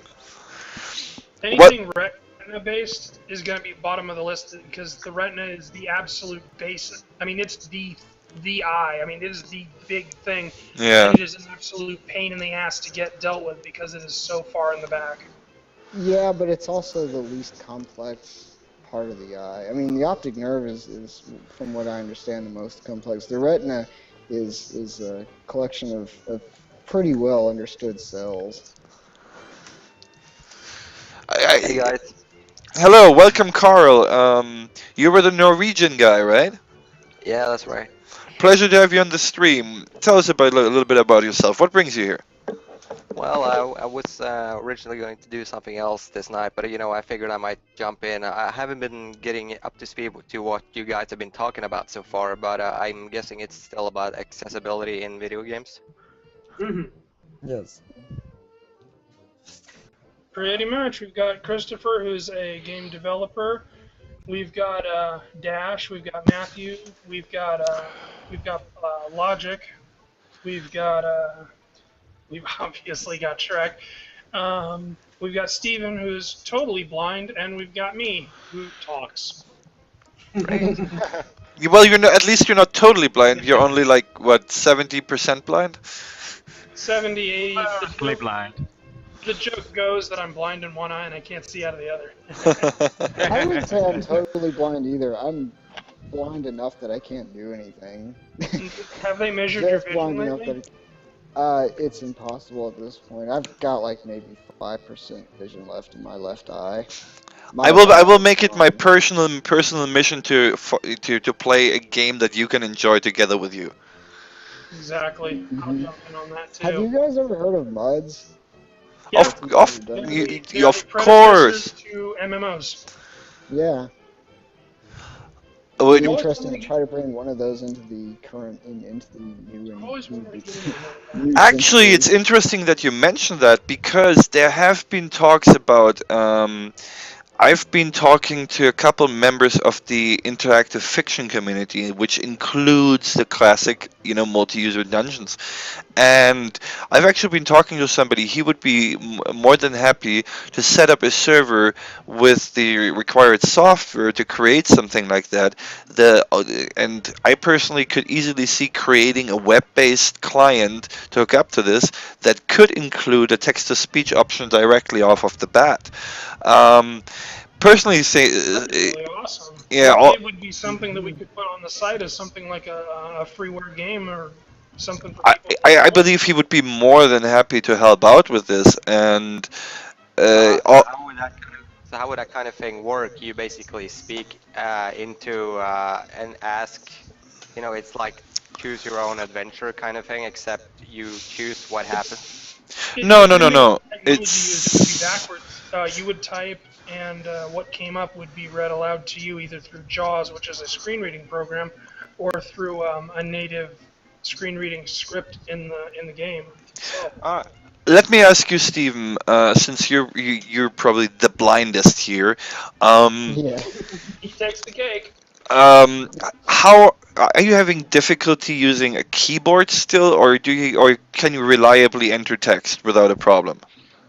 Yeah, thankfully I learned how to type a long, long time ago before I even went blind, so that's not much of a difficulty for me. Honestly, touch typing, you tend to pick it up really, really quick. You end up making so many mistakes, and it pisses you off so much that you just learn it out of necessity, so you don't have to listen to Yeah. that bullshit See, anymore. but I mean, I know the keyboard so well that like the touch screen keyboards don't even present much of an issue with me because I just know where the keys are. well, that's good to know because that means that it is not necessarily a requirement to include voice recognition, but instead, you can focus. There were certain things, for example, I would have it so that after you've done typing, and if you're stopping for longer than 2 seconds, it reads out what you've put in the text field, for example. So Yeah, you that's a you, good Yeah. you idea. get read back to you what you've already typed, just in case you've made a mistake.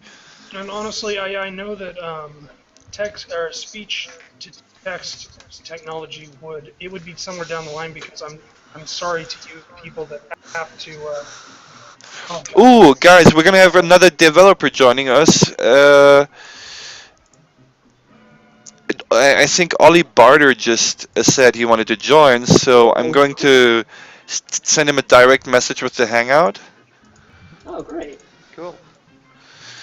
So it's always good to have a couple more viewpoints here. I don't know if he has any disabilities, but even just from the developer side, it will be really interesting to have him on board. The more eyes on a problem, the quicker the problem gets solved. Even if some of our eyes are our hands. Yep. But yeah, what I was saying real quick before I forget again, speech to text. While I'm sorry to you guys who need it, it wouldn't be a big priority, but it would be helpful to those who through nerve problems mostly, or so I'm told, wouldn't be able to interact with the game normally. That option could be available down the line when we figure out a way to make it available. And the technology just isn't there yet either. I mean, speech to text is not is pretty unreliable Yeah, still, isn't it? It that's has been actually getting a lot better, and I think we have to thank mostly Google for that one because of and of their focus on making the Android phones more responsive. Um, Yeah, I would no. but Apple's done a lot better job at that, and Google has just now rolled out a screen reading software for right, Android, but the different and thing it's not is, very good. well, yes. well, but the thing is, I have a feeling that the Google stuff will be more accessible than, say, the stuff Apple has to offer. If you I know what I'm agree. saying. It's just gonna Did take a anybody while. did anybody see the Microsoft thing where they tried to show off the text and what was actually written on the screen was not anywhere near what the guy was saying? I haven't seen that, but I know Screen or Microsoft's native narrator is terrible. It is It's like you might as well be having a slug type for you. Well, that's why Jaws was made. Was eventually you can dial up the speed reading of it to the point where pretty much only you can understand it. I've seen blind people go through it, and it's like, holy shit! How do you catch all of that? True. But even if you dial up the speed on narrator, I don't know why narrator is so sluggish. It's nowhere near as good as like NVDA or JAWS. We're also going to have some dyslexic fellow join us in a moment. He did some research on the subject matter and would like to comment on it. So, That's great. see, I love this shit. More and more, more and more people are coming out to participate, and we're starting to realize, how big this issue is really getting, and it just drives home that there is a definitive need. I mean, just looking at how many people have responded shows me that there is definitely, a market for these kind of things. And that's I, the thing, dude. It's like I said. It's last night. It's got infinite potential to grow because there are so many different disabilities. There are so many different people with different backgrounds with disabilities that would really like to get in on this, or didn't even know that this kind of thing existed. And we could do like an outreach or something. But I have a question concerning the certain games. I mean, I don't mean to play devil's advocate here for a second, but I just mean Oh that, no, we need devil's advocate viewpoints to address them. yeah, but I just want to quickly state that some people might be worried about if games become so much accessible to people who have disabilities that some people, what kind of games can be made accessible, because not all games can be made Oh so yeah, not all games are created equal, and some games are definitely more accessible than others. And Gamers Enabled, the ideal would be to focus on those games that we think we can make significant, inroads in making more accessible. Like a From a game that hang on, from a developer standpoint, I actually like to see it in a different direction. I like seeing the somebody's bleeding. I think it is a person with the Team Edward logo. oh, sorry. Yeah. If you can mute yourself while you're not talking, that would be awesome. From a developer's perspective, I actually see the potential for this. When do we develop new ideas? It's usually when we are limited. Limitations are usually creativity's best friend, and I think we can explore some really cool mechanics that are new, that add instead of subtracting. Basically, for example, at first I would have said, shooters are they're totally a twitchy thing, but then I remembered, wait, super hot, you know. Super hot, for example, is a perfect example of a shooter that doesn't really require fast reactions. Because it only moves when you do. But I do want to address what he said. At least for Gamers Enabled, we're not going to focus on games that can't be, fixed. If we can't come up with an idea, or if we can't come up with a good enough idea to pitch to these guys, we're not going to pitch to them. Oh shit. right. But I was just thinking long and hard on the because after we started to discuss this on the Friday stream, I just sort of had this thing where I just went into my and basically started to think about all these kinds of things. And one of the things that I started to think about, how could we make, for instance, Call of Duty accessible to somebody?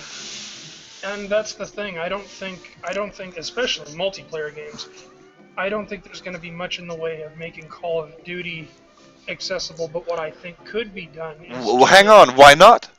well, Look, Well, you could I'm for not some saying people, but you certainly cannot, not.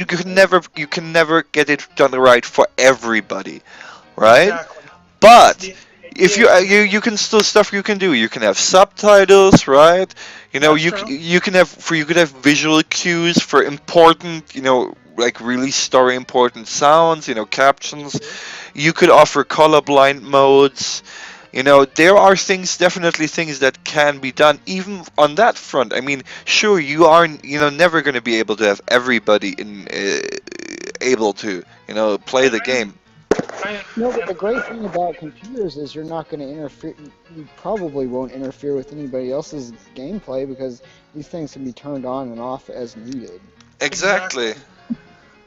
But having, I was figuring what he was saying was like, because I've seen this rumbled around on the 8chan boards too, was changing the actual game to accommodate us, and that Oh, is not no, what we're we're not talking trying to about do. an Americans with Disabilities Act here.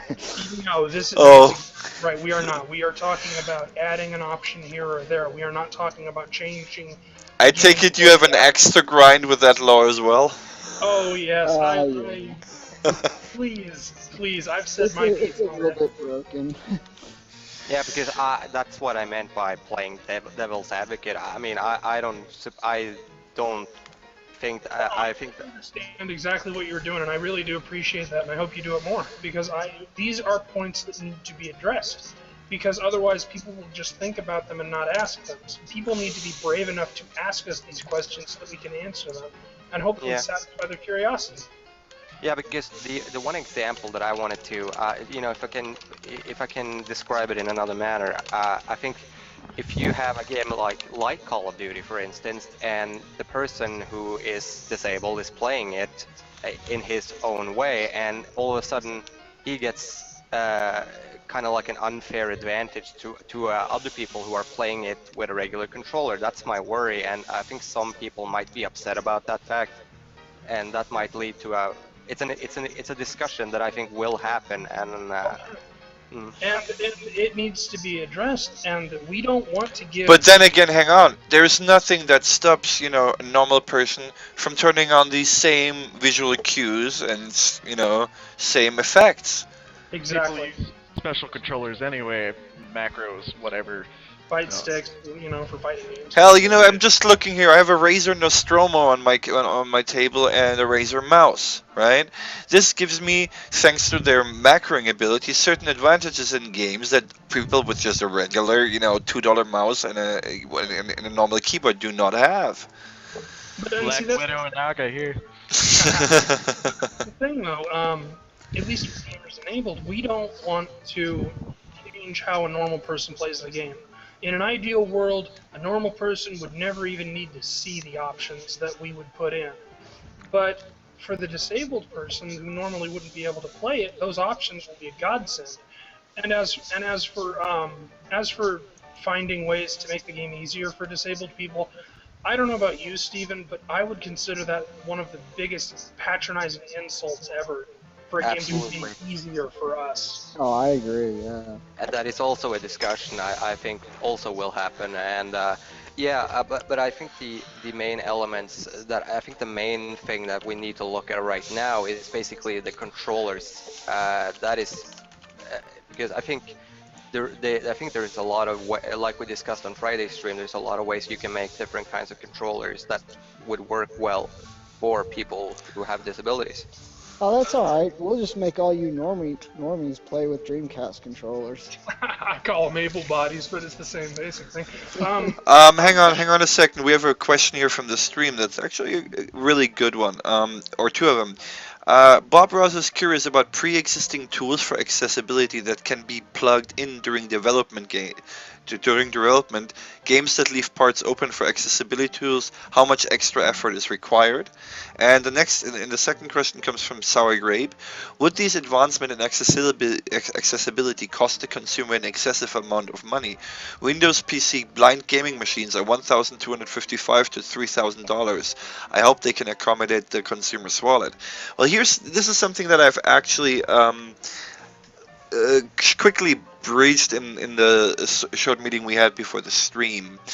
I actually am hoping that there will be a shift, and we may actually get part of the hardware hacker community on board with this, because given the recent developments with things like the Raspberry Pi or the Intel Edison, and that combined with the advances in 3D printing, you might be aware that now somebody actually was able to 3D print a complete prosthetic arm, right? So the key, Raspberry Pi has to come a little bit farther than it is. It's not accessible at all for blind people.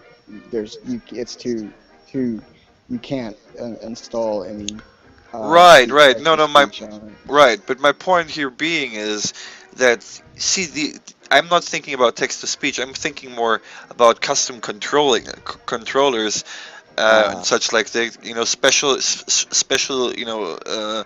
for example controllers that would be more targeted to be used for example with feet instead of with hands. Just throwing that out there. or giving an attachment to somebody who has had who's had their arm amputated or had a birth defect, and somebody I forget who said it, like the Savage Gauntlet, because it's so bad, referencing the Power Glove, and what are you but talking about? I saw the movie Wizard. That's an awesome thing. Oh God. that Oh fucking movie. dear. That movie was a Nintendo ad, and as a kid, I loved it because I The was Power stupid. Glove. It's so bad. Yeah, but in a nutshell, No, it's really, I bad. think a lot of Bad the hasn't come around yet. But you bring up a very important point. But here's an interesting thing. See, I did actually some research with a device that's called the OCC Neural Impulse Actuator. It was a device that was being marketed to gamers. It was a brain-computer interface, right? Now that is something that basically allows anybody with a brain to control a computer. Yeah. I mean, it does require excessive training. This is true. The best I can explain it really is you have to learn to use an arm that you don't actually have. That That and everybody's brain is different, so there's no there's no set tool you can use really. yeah, You have to train people individually. and that Well, gets into the whole here's the point of hang on, OC hang on. Cloud. Here's the interesting thing though with this. A lot of people think that these devices read your thoughts, but that's not really how it works. No, Ba- that's impossible. Right. Well, it's getting to the part where it's starting to become slowly possible. But what these devices really do is they provide your brain with a new set of outputs, right? And what happens is your brain learns to use these outputs as you go along. For example, when I first was practicing with this in a game, in a Quake-like game, at first I was just moving around completely randomly, and then slowly after time, I started to notice patterns. I kept staring at the screen, of course, and my brain started to connect what the character was doing to the output that the brain was sending. And Yeah, I it's guess, called biofeedback, I believe. yeah. And after a while, it started to become voluntary. And now you're going to be shocked, but that device only cost $150. Good lord. That is pretty cheap. I And will. But see, the thing though is the thing. If I kind of understand the question, right? Like everybody spends a ton of money on their gaming machines. I mean, you right, can't expect $3,000 or $4,000 on a good gaming machine these But days. but but I understand their concern about inflation, and I can the way we were going to market it was either we would do the in-house dev stuff and just give them the kit or give them the information, or I mean we would market it to them from a purely marketing standpoint. If you spend a little more now, you can make it back by all the good word of mouth, by all the other people that will buy this game simply because they can actually play the son of a bitch now and the new instead of market you having can to. possibly reach because that previously was denied to you. For I mean, example, I know a lot of as Shrek said before, I mean, 3D printing is cheap nowadays, yeah, and a lot of this stuff can be done in patterns and just off-the-shelf software like the That's got to be kicking yeah. Benedict Raspberry in the Pi and balls. stuff. He's been doing this for fucking decades, and now 3D printers come out and put him out of business. Well, here's the thing though.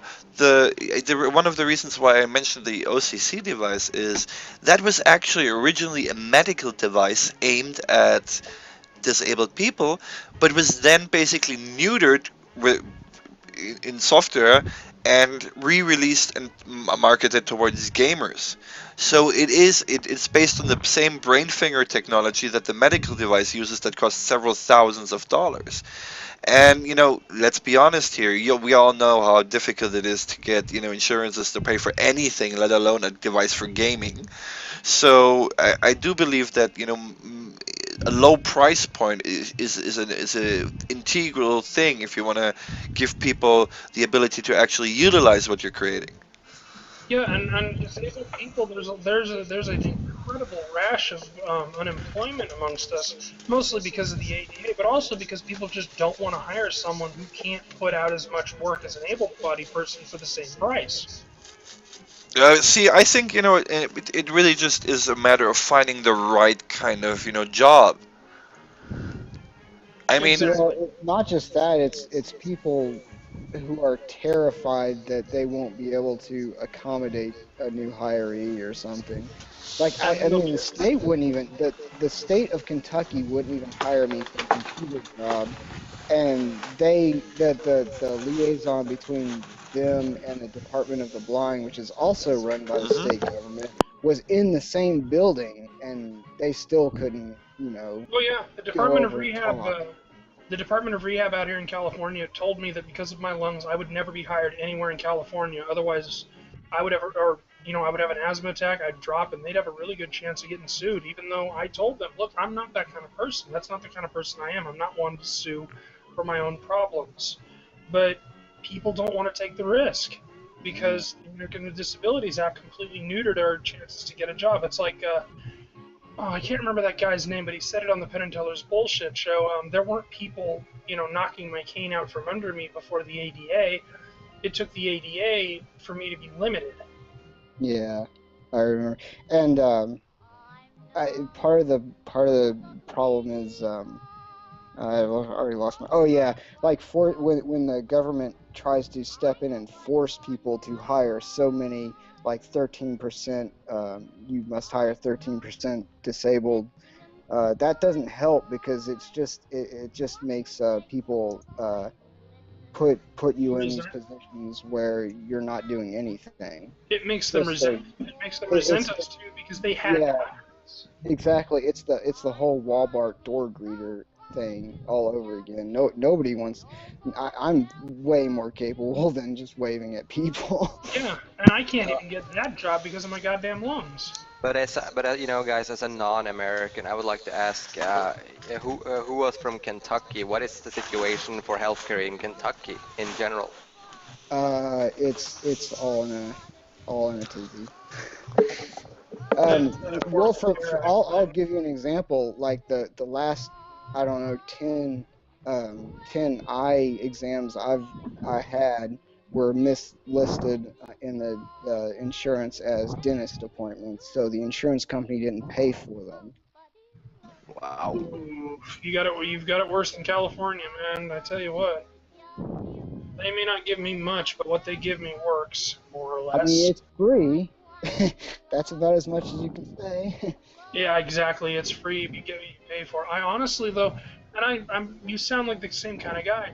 I would rather be working and pay for my own thing. I don't like being given a check by the government. The only reason I take the check is because I don't have any other choice. That's And And the it's only that not reason even a why. livable check. Oh It's not God, no. like Oh like God, no. I live in if you take California. SSI, you're screwed. There's Oh yeah. nothing like you can't afford anything on Oh yeah. SSI. I It's get 900. $710 a month. That's I get it. I if I get may, if I may 900. say something, this exactly illuminates the other side of this project because it isn't just raising awareness of the issue. It isn't just providing possibly quality assurance and advocacy and consulting for companies. It's also at the same time providing those who really want to work with a meaningful job that directly pertains to the situation, and at the same time is giving them a living wage, which That's is a, true. I'd like to be able to do in-house quality assurance, and by in-house I of course mean remote quality assurance, because there are some people who, let's face it, can't leave their company. I can there barely is an issue with on that my though. lungs. There is an issue with that though, and that is quite frankly, and I'm gonna have to bring that up. You if you want to do it remotely, you're not going to get many contracts from AA developers because they're extremely afraid of leaks. Even with NDAs being signed, the bigger developers really are very hush hush about these kind of things because they want to avoid anything getting out. It's getting to the point where in some QA studios people are actually searched before they leave the building. It would have I to bet. be. We would have to have different groups then. Groups that work with the smaller time developers, groups that work with the bigger time developers. I mean, like I said, eventually this thing could grow How do you huge. feel about the subject, Christopher? In regards to there's been some other stuff happening, so you could just quickly refresh me on it. Well, we were discussing, for example, the possibility that, people like Steven here or Ryan could help to, could actually work in quality assurance for under the, visual point, under the, perspective of, trying to make a accessible game using a remote connection instead of being physically on location. But even that would be possible, I suppose, if not really for the twitchy stuff, but for the rest, you could simply do a remote desktop connection to an in-house I would server. definitely say that they would need to have access to the game in some capacity. How they would get access to that is obviously something that would have to be figured out individually by every developer, depending on Hmm. their circumstances. It's important again to recognize that getting these people involved into the production is it's a long process to get involved into QA because Hmm. that's actually a bigger issue than simply getting somebody in bringing someone in as a consultant. For example, there's a lot more stuff regarding NDAs and employment issues and other stuff like that, and there will probably be some other issues that would have to be taken into account in order to bring somebody on, like as an actual QA position, rather than just bringing somebody in to Yeah. quickly play the game and then get their thoughts on it. I mean, That's very true. yeah. I They did could forget try about most that. of the EIA So, aspect. so any developer, any AAA developer that is going to have hire people to do quality assurance, are they going to have to set up a whole new department for people to deal with the specific things that we are talking about here? They would probably do a consulting gig where we would See, go in, play the yeah, game, and this get our is. thoughts. See, I don't think we can expect AA developers to set up, a special, accessibility department. No, we But don't that's need to get to exactly that point. where this organization would come in handy because this is something that can be outsourced. And Hire us as who better to hire us outsource as it to? consultants. Yeah, who better to outsource it to than to the very people affected? They would know best, right? Yeah. Oh hell, they could do like a public thing, a big old. I mean, not to show the game as such, but like maybe they could invite a bunch of disabled people to E3 while they're doing like a tech demo or something, or let them do the tech demo and they could give their thoughts on it. Then they could do a big PR thing. Oh, we're being accessible. We're helping the disabled community, and it would look really good on them. It would allow the disabled people to get their points of view across. That is Oh, not and a they bad could get idea. those wonderful tax exemptions too. Exactly. I mean, we're looking for solutions that benefit both sides. That's really what it's all about. You know, Yep, uh, positively. that's how the free market works. If you want to, make some change, then you can't just be, whining about it and yammering and trying to force people to do it. But you got to give them ways to do it. That doesn't, really impede them massively in how they're going to do their business.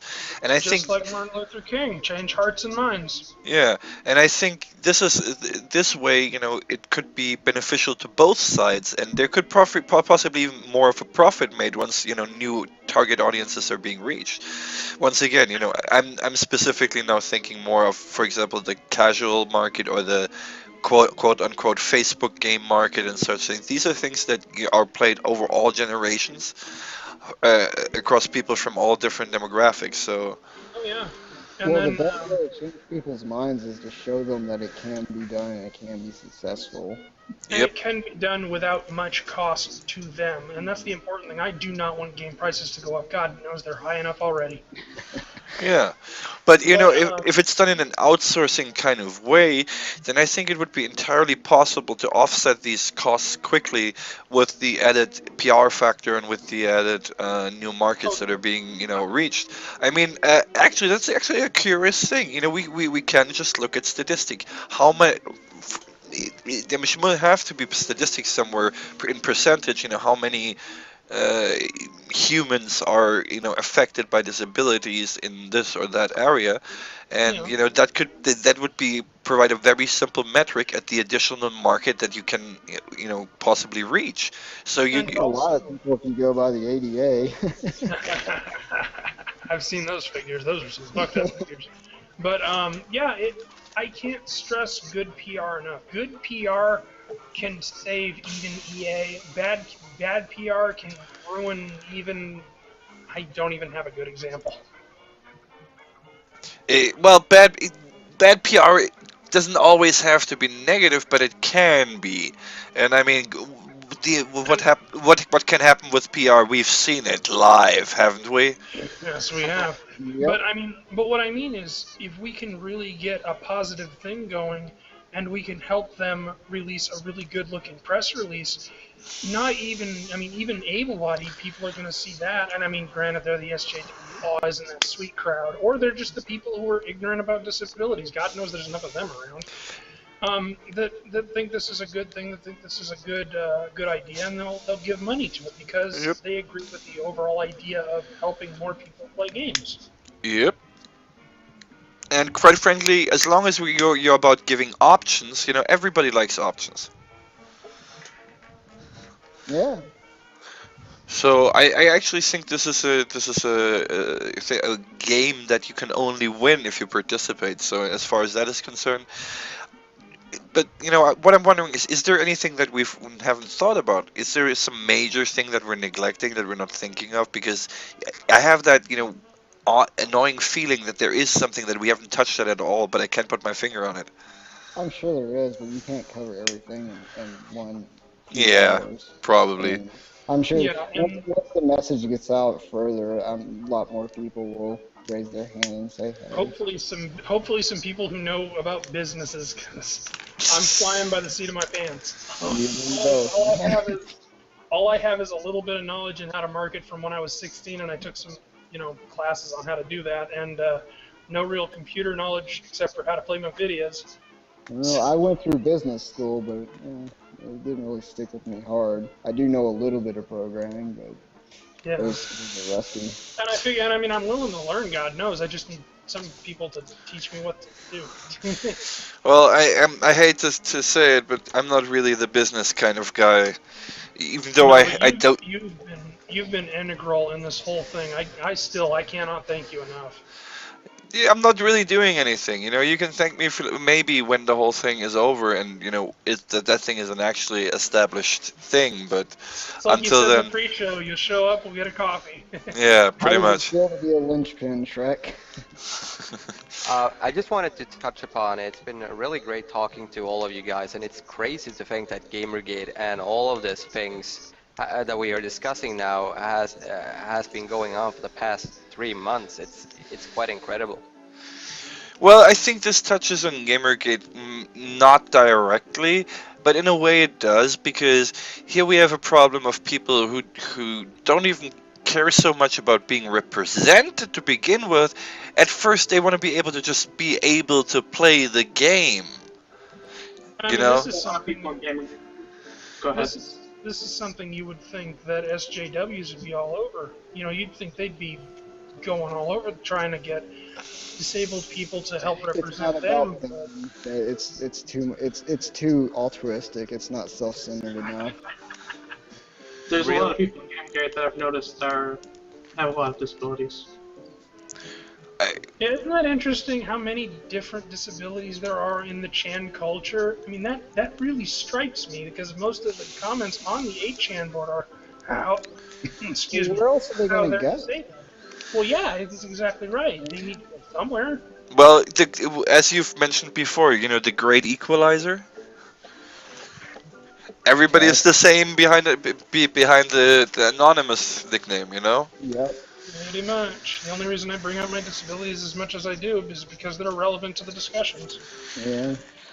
And I mean, hell, I wouldn't have known if you hadn't, told me about it in that stream where we were specifically discussing it. And I think you found that people want to hear about these kind of issues.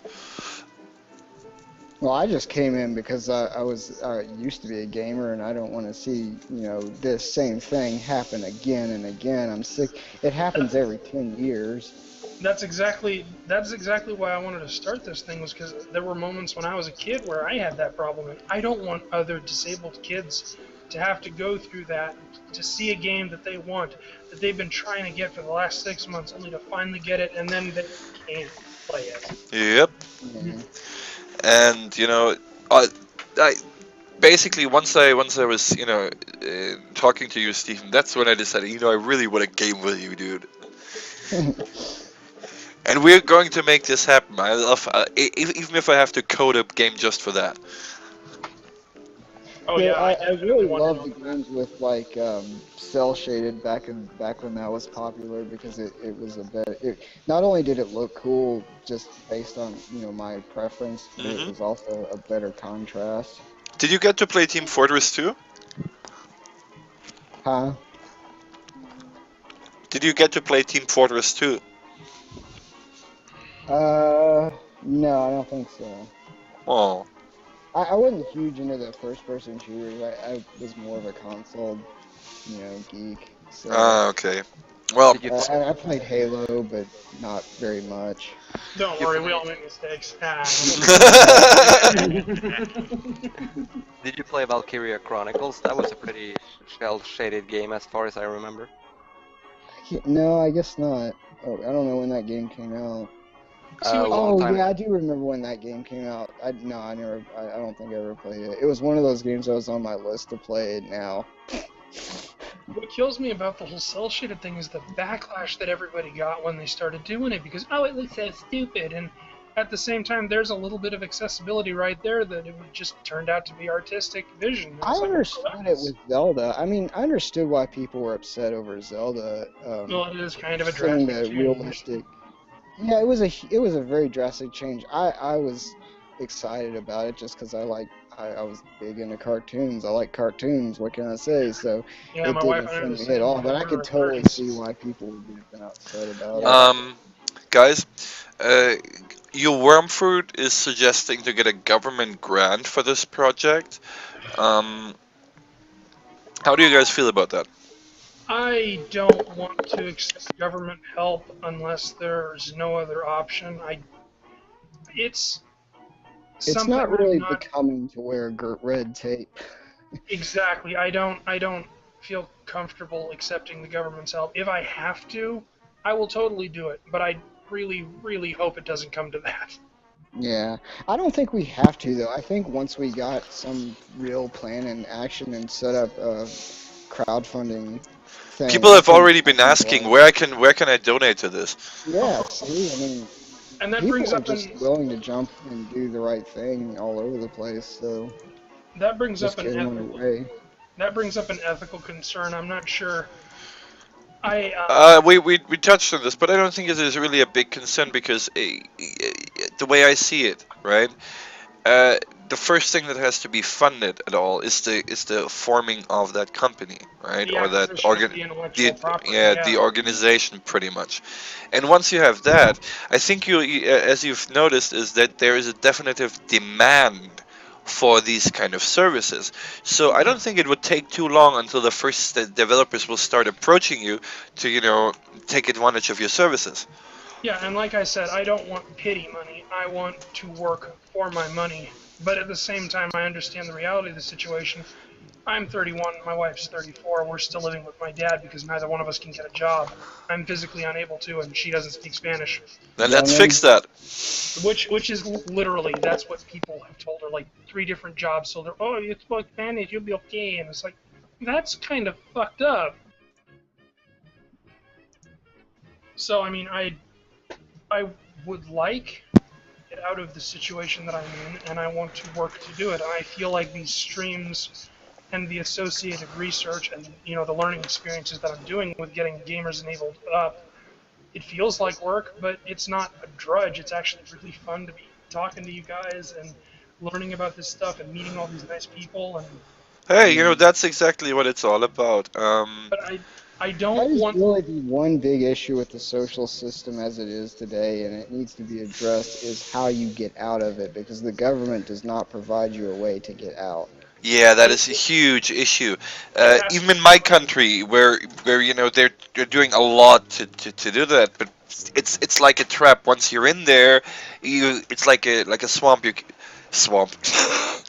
you you I see what you did there. Okay. you keep sinking deeper and deeper into it, and it becomes harder and harder to get out the longer you're in that system. You are So definitely not wrong. and It yeah, it would be a clean And I'm break. not against social services. Oh, I just think there needs to be a way. It needs to be implemented slightly better.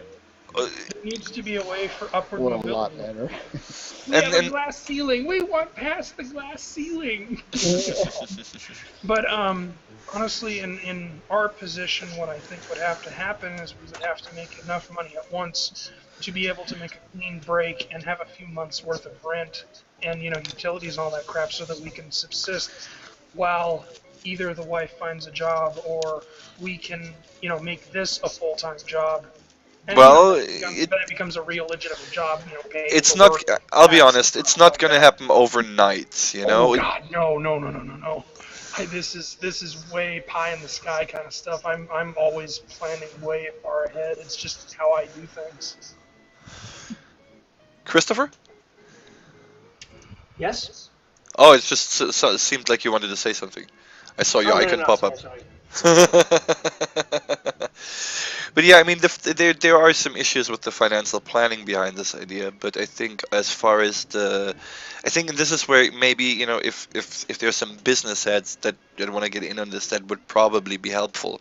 Yeah, But that's what I Well, the was. first thing to do when trying to, do any kind of business venture is establish that it has an audience, that it has people who would be interested in it. So definitely the first thing that I would recommend to you guys is build your brand, get your website up, get the Steam curator group going, get the Steam group in general going. You guys start getting that, and you start making it clear that this is something that it has wide support from the gaming community and is generally something that gamers of all strokes are interested in, then Yeah. you'll definitely have a much easier time getting the funding and other support that you'll need. I agree, and the second half of that is to write a good business plan, is to come up with our Mhm. business ideas and have a really solid business plan in place so that you can get the approvals and funding and No pressure on the wife at all. there Well, are that's plenty of tutorials and templates out there for business plans, though. They're not that No doubt. difficult. I have no doubt. well, it looks like I don't think Ollie is gonna make it. This is Ollie did say he wanted to come in. He did follow me. I sent him the link, but I haven't heard anything from him since. So, kind of weird. Ollie, if you're listening, I sent you the link on the Google to the Google Hangout in a direct message. So, if you do want to come in, we're slowly getting into the later section of the stream. So, we won't be here for hours and hours on end tonight. But I think we definitely touched on some very important points. Now, I do hope that we can continue and do another stream in the near future with maybe a couple people from other sectors of disability also represented. I did try to get the Deadwing Duck from Gamergate on the stream, also known as Mr. Claw. But unfortunately, he hasn't responded to me yet, so we're gonna have to just see. I'm sure there will be people popping up. I'm going to ask around in the threads on 8chan and Reddit as well, see what we can get going there. But hey, I think for something that started 2 days ago, we're getting actually some decent inertia going. Mhm. I just wish I'd gotten in earlier because I don't have anything to add. Tell us a little bit about yourself. What brings you in here? What brings me in here? As I said in the DM, I'm dyslexic. The only reason I can read and write is because I was taught when I was younger. Specifically taught. Do you find, for you personally, that the dyslexia funds make it easier for you? Funds? I have no Fonts. idea. Fonts. I've never had to use it because I was trained. I read incredibly well. I have issues with the writing. Yeah, I know how it goes. It affects more than just reading. Unfortunately, dyslexia is very. It's an umbrella term for a lot of things, and most people don't realize that. What accessibility options do you think could be used to help people with dyslexia? Could be used. Just more better voices, I'd say. Just make sure things are said well, because if I have issues hearing, because I don't like, well, how do I put it this way?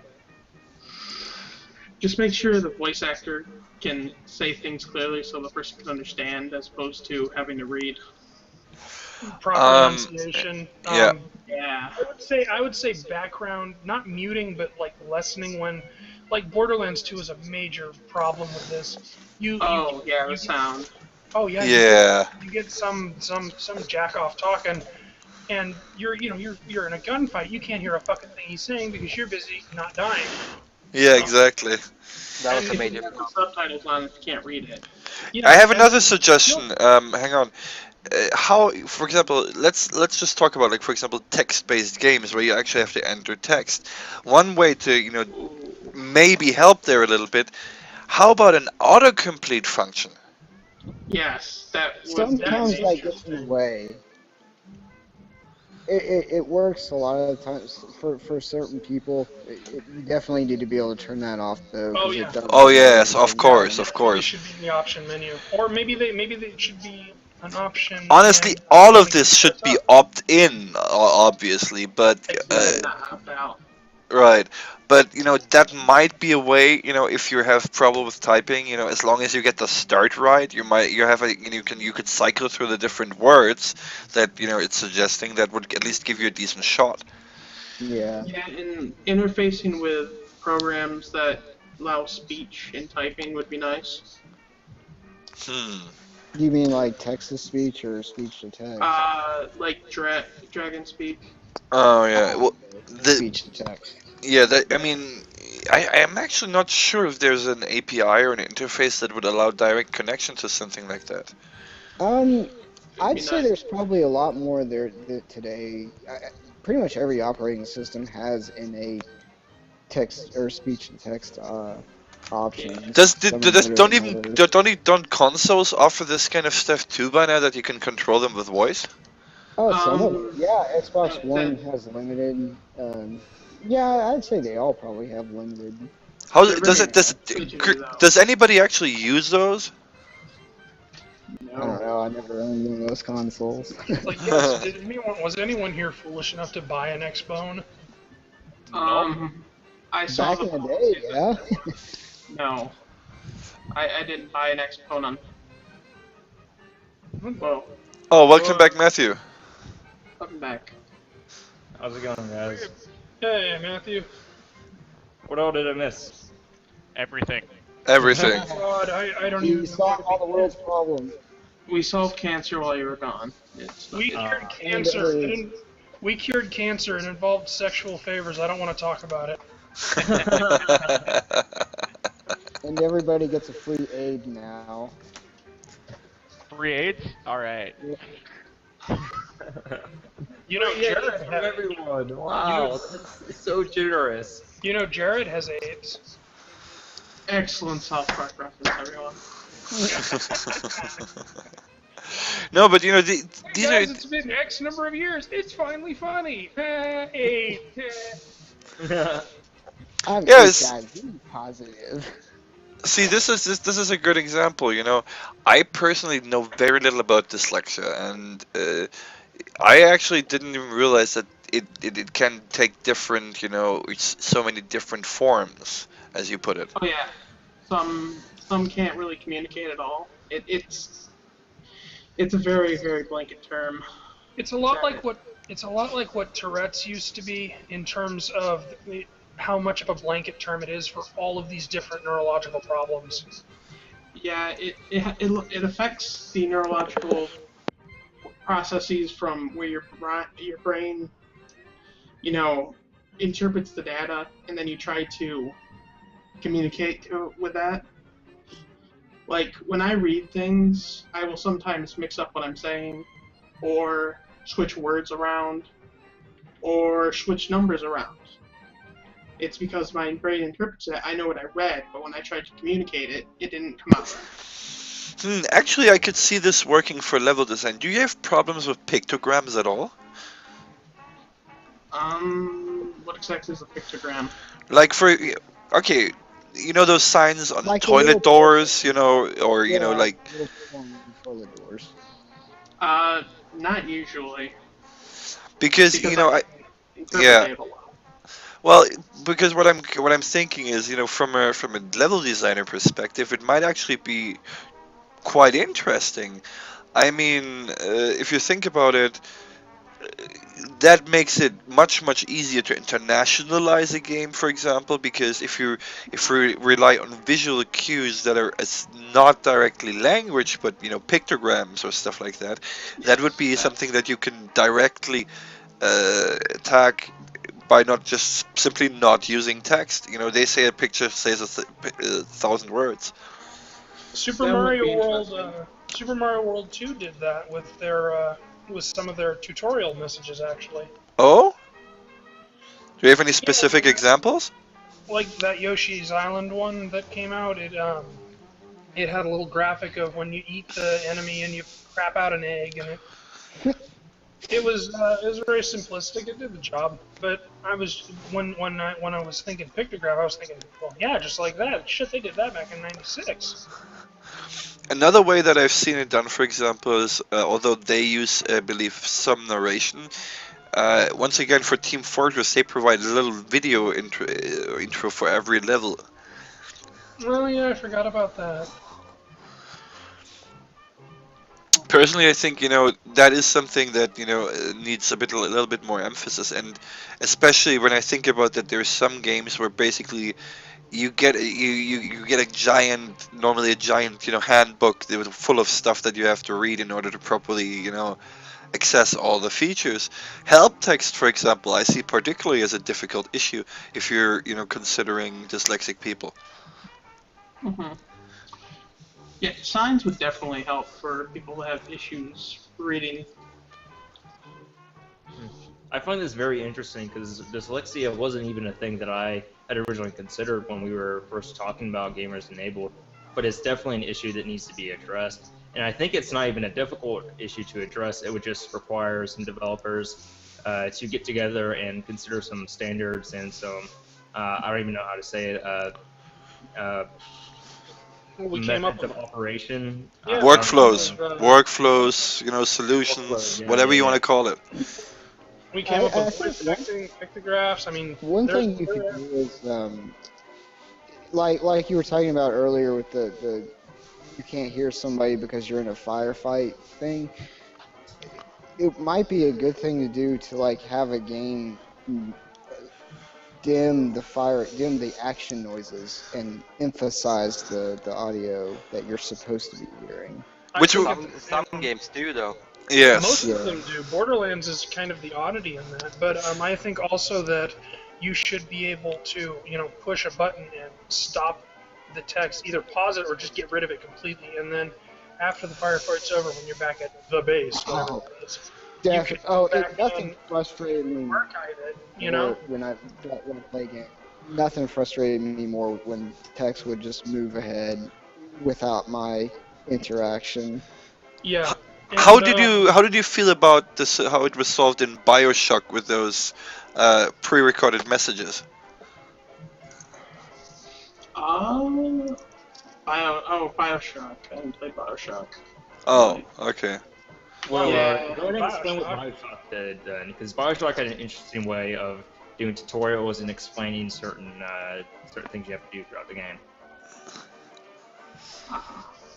Okay. What I found very Or interesting is it used visual cues much more than actual text. For example, after I'm just gonna spoil the opening scene of Bioshock here. So, spoiler warning. I Okay. gotta leave. Just kidding. Well, I'm just gonna say in the opening scene, which is also shown in every trailer, you are inside of a plane that crashes into the ocean, and that I think it was one of the most defining moments because it was like, oh right, pre-rendered cutscene. Wait, I can move, and the way they did it was by basically by they communicated everything that they needed to communicate to direct the player by using level design and visual cues by using a lighthouse in the distance as something that the player would naturally be attracted to just psychologically out of the situation. And I think there's a lot that can be done in that regard to just communicate without actually communicating, just through the gameplay and through the level design. I I agree with love that. Definitely. And that opening sequence in BioShock really is really well done in that aspect. I love when we get into these discussions on what games could be because it shows how utterly limited they have been, especially in the last 5 or 6 years when the technology has really stepped up to enable such endeavors. And we haven't even thought about them until, I brought up my silly little idea that's turned into this full blown thing. Well, a lot of these things are things you see predominantly in indie games, and the reason for this is quite simple. Um, AAA doesn't innovate at all. Why? Because it's too risky. The It's days not when, profitable, yeah. yeah, no, oh, that's a well, good But point. Indie games I, fail all the time, but when they succeed, they usually have some sort of really successful uh, idea behind the game. which then gets Yeah, copied over and when over in the AAA industry. yeah, Just exactly. That's when the AAAs take it over and pretend like they did it. I Yeah. just wanted to touch upon a point. A friend of mine who is disabled and he's in a wheelchair and he has very limited movement, but there's one thing that he loves to do, and it's something that I also really enjoy, and that is flight sims. And he wanted to be able to, without using a controller, to look around in the cockpit of the plane. And what we discovered was something called Track IR. That is that the webcam thing? No, it's not really a webcam. It's more of it follows your head movements and tracks your head movements, so he can look around inside the cockpit, and Actually, without. yeah. Actually, there's an interesting device that came out recently called Leap Motion that I think could be possibly repurposed and reprogrammed to basically work as a Kinect for specific areas of the body if it was being used in that way, shape, or form. Well, it works a hell of a lot better than the Kinect. So Well, keep in mind the Kinect is very limited when it comes to things like head rotation, specifically because most games tend to use the Kinect SDK. The Kinect SDK, however, only produces a very rudimentary skeleton output. Um, happens to be one of my subject areas. In order to get really good motion capture out of a Kinect, what you have to do is actually record the depth movie in real time and then use a very calculation intensive post processing process to narrow it down to a smooth movement. And this is something that you'll also see a lot when you're just looking at yourself. You're using a Kinect. You will see jerky movements that just happen without you actually trying to do them. And this is part of the problem that especially when it comes to close-ups and individual body parts, especially rotations, the Kinect does not do very well at all. Actually, I'm surprised how well Face Rig handles this. I mean, if Oh, you look, it's fantastic oh, software. It's Shrek, magic. It's I magic. had a I had a question about FaceRig. I was actually trying to get FaceRig to work on the Google Hangouts here now. Can anybody just give me a quick rundown on how I can make that work? Well, there's actually two parts on it. You have to go to your settings in the Hangout, right? Select the FaceRig Virtual Cam as your video device, right? And inside of then while you have the FaceRig application running, you have to click on Toggle Broadcast. That will then basically send the animated image directly through the virtual webcam. So toggle broadcast, that icon needs to be Let me blue. show you what happens when I turn off Toggle Broadcast. Look at my icon. Well, if it would actually see. There you go. Now it's just this placeholder image, right? But when I turn it back on, here I am. I would love to be able to figure out how to work that program. I need to get a webcam because that's fucking hysterical. But I you know, wish this there is, was a way. I mean, just look at this, how well the head is being tracked, how well the head rotations are being tracked. Well, And if, the technology is there to really make something great with it. But I would love to see Steven with one of those things too. Oh, by the way, It almost sounds mean, but at the same time, it would be a really funny representation. Because it is, in essence, a really funny representation. oh, by the way, I'm already working on a disabled cat. You know, I already got an eye patch cat.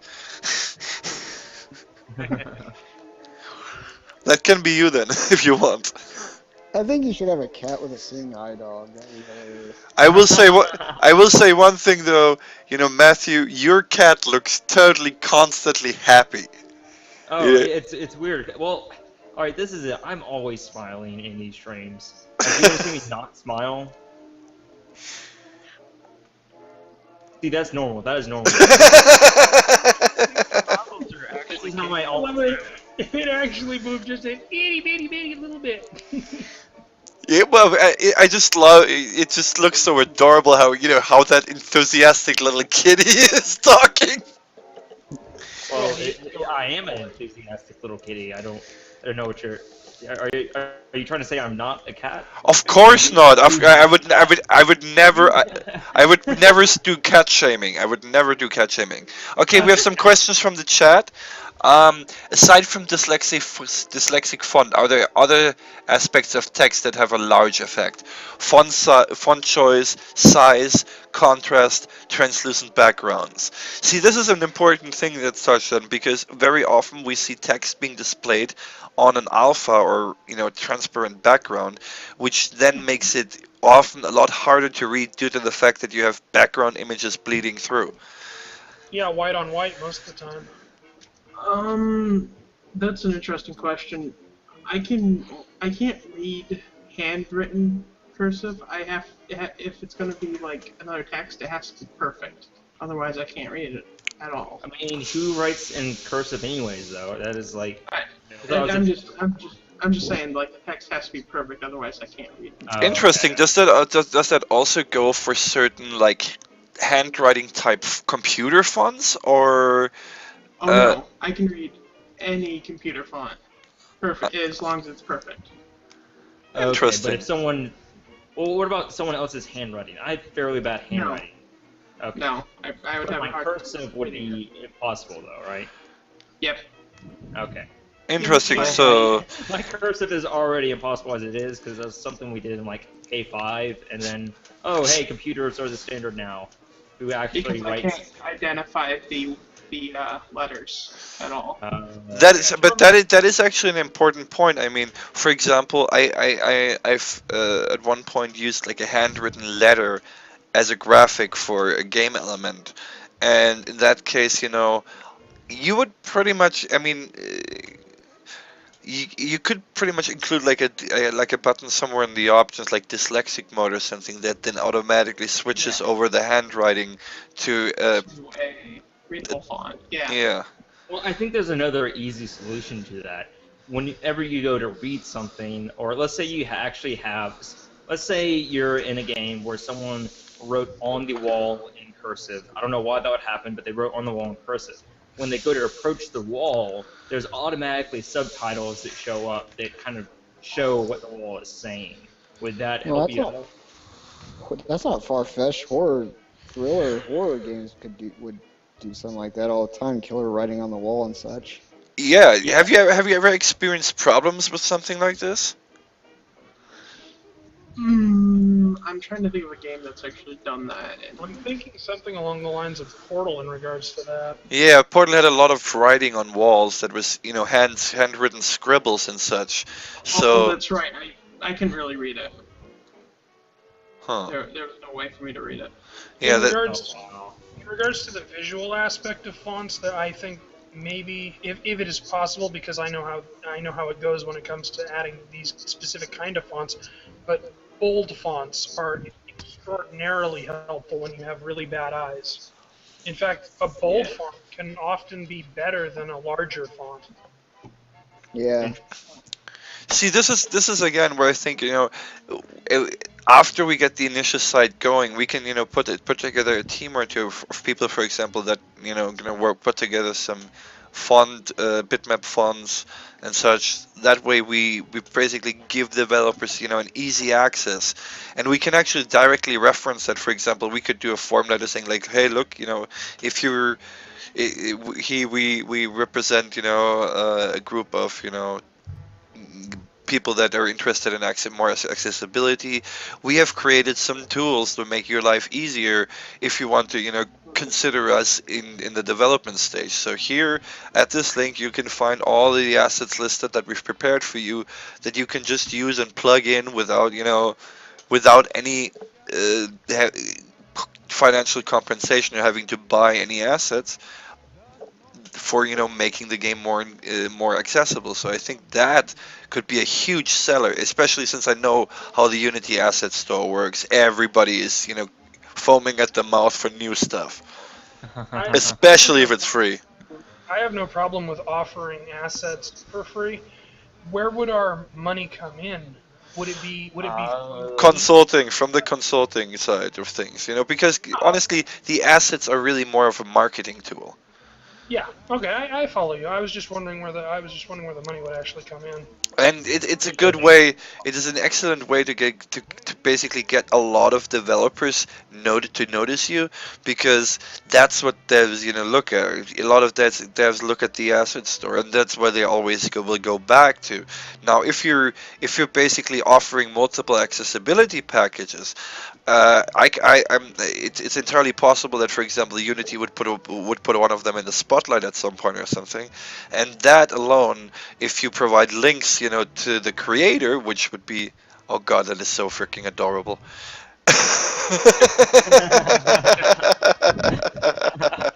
I can't even get Just so space you for all a know, my little cat drop for couldn't that right give now. a damn. Your cat could what?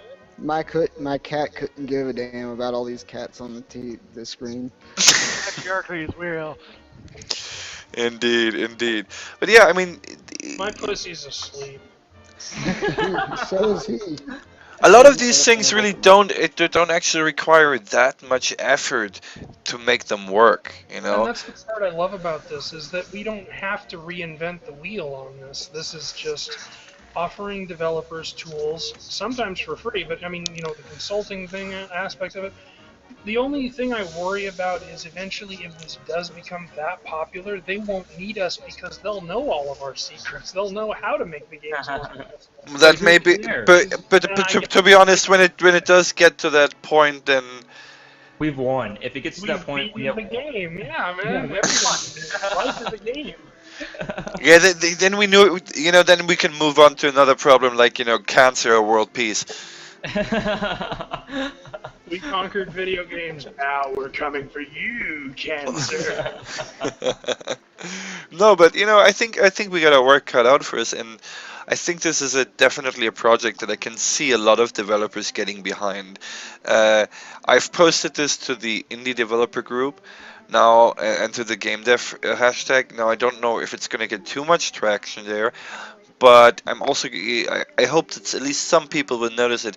A lot of developers, usually do not have the time to watch it maybe live. Plus, time zones, and weekend is often reserved for family. But the archived version of the stream will remain on YouTube, and I have a feeling that a good amount of devs are gonna see it and gonna keep shilling it out to other devs as well. I mean, it brings up some very good points, I'd say. I agree. My only worry is that the video might be too long for them to swallow. I feel like we should, at some point, we should make a mission statement video.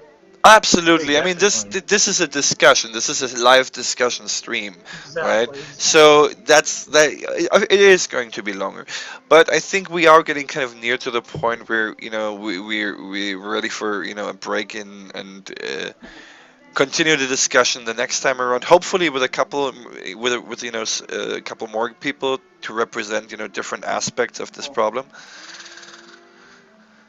I I'm looking think forward to it. Yeah, I think Shrek has a point. I think we should definitely have another discussion after this one, see if we can get any more perspectives from people, and then after that second discussion, start taking action and actually going somewhere with this. Maybe even have a stream after that that continues discussion, but also helps raise funds so that we can actually get this project off the ground. Because trying to do this out of everyone's pocket here, is going to be a little bit difficult. In the Especially big, some of us don't have Backing and pockets. support. from the very beginning, it's going to be possible. I mean, the running costs at the beginning aren't going to be particularly high, but eventually it will get to the point. As far as the fundraising goes, I think we have multiple options here. I do like the idea of making it a game night live stream with basically people playing blind. I think that is which is just beautiful. The only issue that I see would be the possibility of having an actual spectator that can see things, so that the people on the street have something to look at. One idea I had actually just now was we could play various games like we have our webcam on the corner, and we would be blindfolded, and we would play like Team Fortress 2 or something like that. Let me put it like, yeah, I could see the blindfolded thing here, or you know what? We could also, like, I have an idea. I'm going to I'm going to craft myself some glaucoma glasses. So you're gonna make drunk specs? Yep.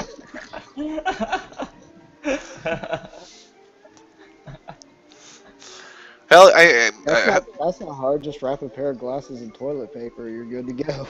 Toilet paper, scotch tape. I mean, take your pick. Yeah. yeah, or just forget to clean them for half a year. Yeah. Steven, at some point I would like to get your information. Yeah, I followed you on Twitter, by the way. So let me put up. Sorry. So last chance for the chat. If you have any more questions, now is the time to ask them. Because the stream is slowly coming to a close, and if there, our panel is here at your service. Any questions, any things that you want to discuss, now is the time to get it out. Obviously, it's going to take a couple seconds before that actually, appears on the stream. But How all long in all, is the stream been going? so far 2 hours and 40 minutes. It's only been 2 hours? My god, it feels like it's been 4 hours we've talked. That's what happens about when you that have like much. this kind of discussion or this level of discussion here. Yeah, I love how calm it's been. I mean, my god. Yeah, and no mention of dicks whatsoever. Yeah, I'm surprised how serious it's been, how academic it's been. It's like, what the hell did we walk into, you know? A sensible, rational discussion. It's like, wow, my voice kind of died. Earlier, like I think Singapore or someone was like, hey, I'm gonna be drunk on a live stream here soon. I was like, how about you like go check out our stream? Where we have an intelligent conversation about people. Already get him in trouble. Weren't we running opposite of the porn star? We were running opposite of like four or five streams simultaneously, and nevertheless, we still managed to attract. Right? Well, I was supposed to, but now apparently everybody else got her booked. So oh well. Colin is asking where he should post designs for the logos. For the moment, until we actually have our thing going on, if you can tweet them at Shrekbane, or The Steam group is up. You can post them in the Steam group, I think. You could also use the Steam group. Is that our temporary community for now? The Steam group. Yes, that is the temporary. Well, I mean, we can still use the community after the site is launched to let people who use Steam, contact us, and we can use it to curate games as well. But Right. for now, it's And to play games together. Let's not forget that part. oh god, I would love to get a Civilization game going with everybody. I love me the hell out of some Civilization 5. You know what? I would be curious on how accessible you find Europe Universalis. That game. Well, I've got Crusader Kings 2. It's essentially the same thing from what Yeah. I'm told.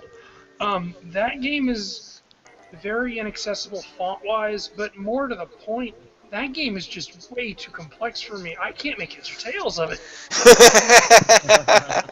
Well, Look at that game, and it's literally like looking at our business 5 years from now with absolutely none of the knowledge.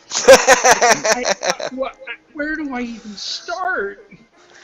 But what kills me about the discussion was my voice is dead from talking all goddamn day. I'm not able to do my fiery speeches like I was yesterday. And it doesn't matter because this has been nothing but a calm, rational discussion with the occasional dick joke thrown in. Well, I specifically mentioned Europe Universalis because it touches on a number of issues. You have the font readability. It also is highly dependent on colors to represent certain areas, if you've noticed that. Oh yeah, Crusader Kings 2 is much the same way. My only real problem with Crusader Kings was I couldn't figure out what to do, and the font was really, really small. Even with a mod, I couldn't see a damn thing. And I looked on the forums, and a lot of sighted people are complaining about that, let alone people with vision problems. So I think I wish Paradox Games would get on the ball with that, but I don't think they're gonna because there's just not enough demand for it. Now, if our company gets up and going, we could totally, help them out with that or offer to consult. Which for them. actually surprises me because generally armchair general games are fairly popular in the let's just say senior demographic. Yeah. Well, hey, they were there in real life. Some of them, yep. So yeah, I think that is definitely a point. So okay, it looks like there are no more actual questions from the chat, short of ones that I'm not going to answer right away. That is one thing. I can't see the chat and the hangout thing at the same time, so I can't even see questions to answer them. Well, that's why I'm keeping an eye on it, and I really appreciate that. yeah, I'm addressing them. So, everybody, I think we've had a very productive Steam. It's been a real pleasure having all of you here. Thank you to everybody in the audience. I really appreciate your patronage, or however you want to call it. Feel free to link the video around if you want to tell people about this. I mean, not everybody's going to want to sit through a 2.5 hour stream, but if there's specifically people that are interested in this topic that you want to share it with, I also recommend posting the link eventually on the 8chan and on the Reddit threads, since that's probably where people are going to congregate. So I don't know how official those things are going to be for very long. Basically, I'm kind of pulling my cards back in regards to those two things. I'll go there, sure, but I'm not going to be posting as much as I have been because I think I kind of flooded the market, as it were. Well, that's what I'm saying. This was more directed at the general audience. No, so, I understand. Ryan, if you could, after the stream, could you tell me a little bit more about your experiences on sharing this on 8chan and Reddit? I'm just a little bit curious as to how that went over. Reddit, hang on. Let me end the stream first because it's probably a good idea. Yeah. So, thank you everybody, and I have a feeling we'll see each other again next Saturday for Saturday Night Live. It's been a pleasure. See you. Meow. See you guys. Yeah. Hashtag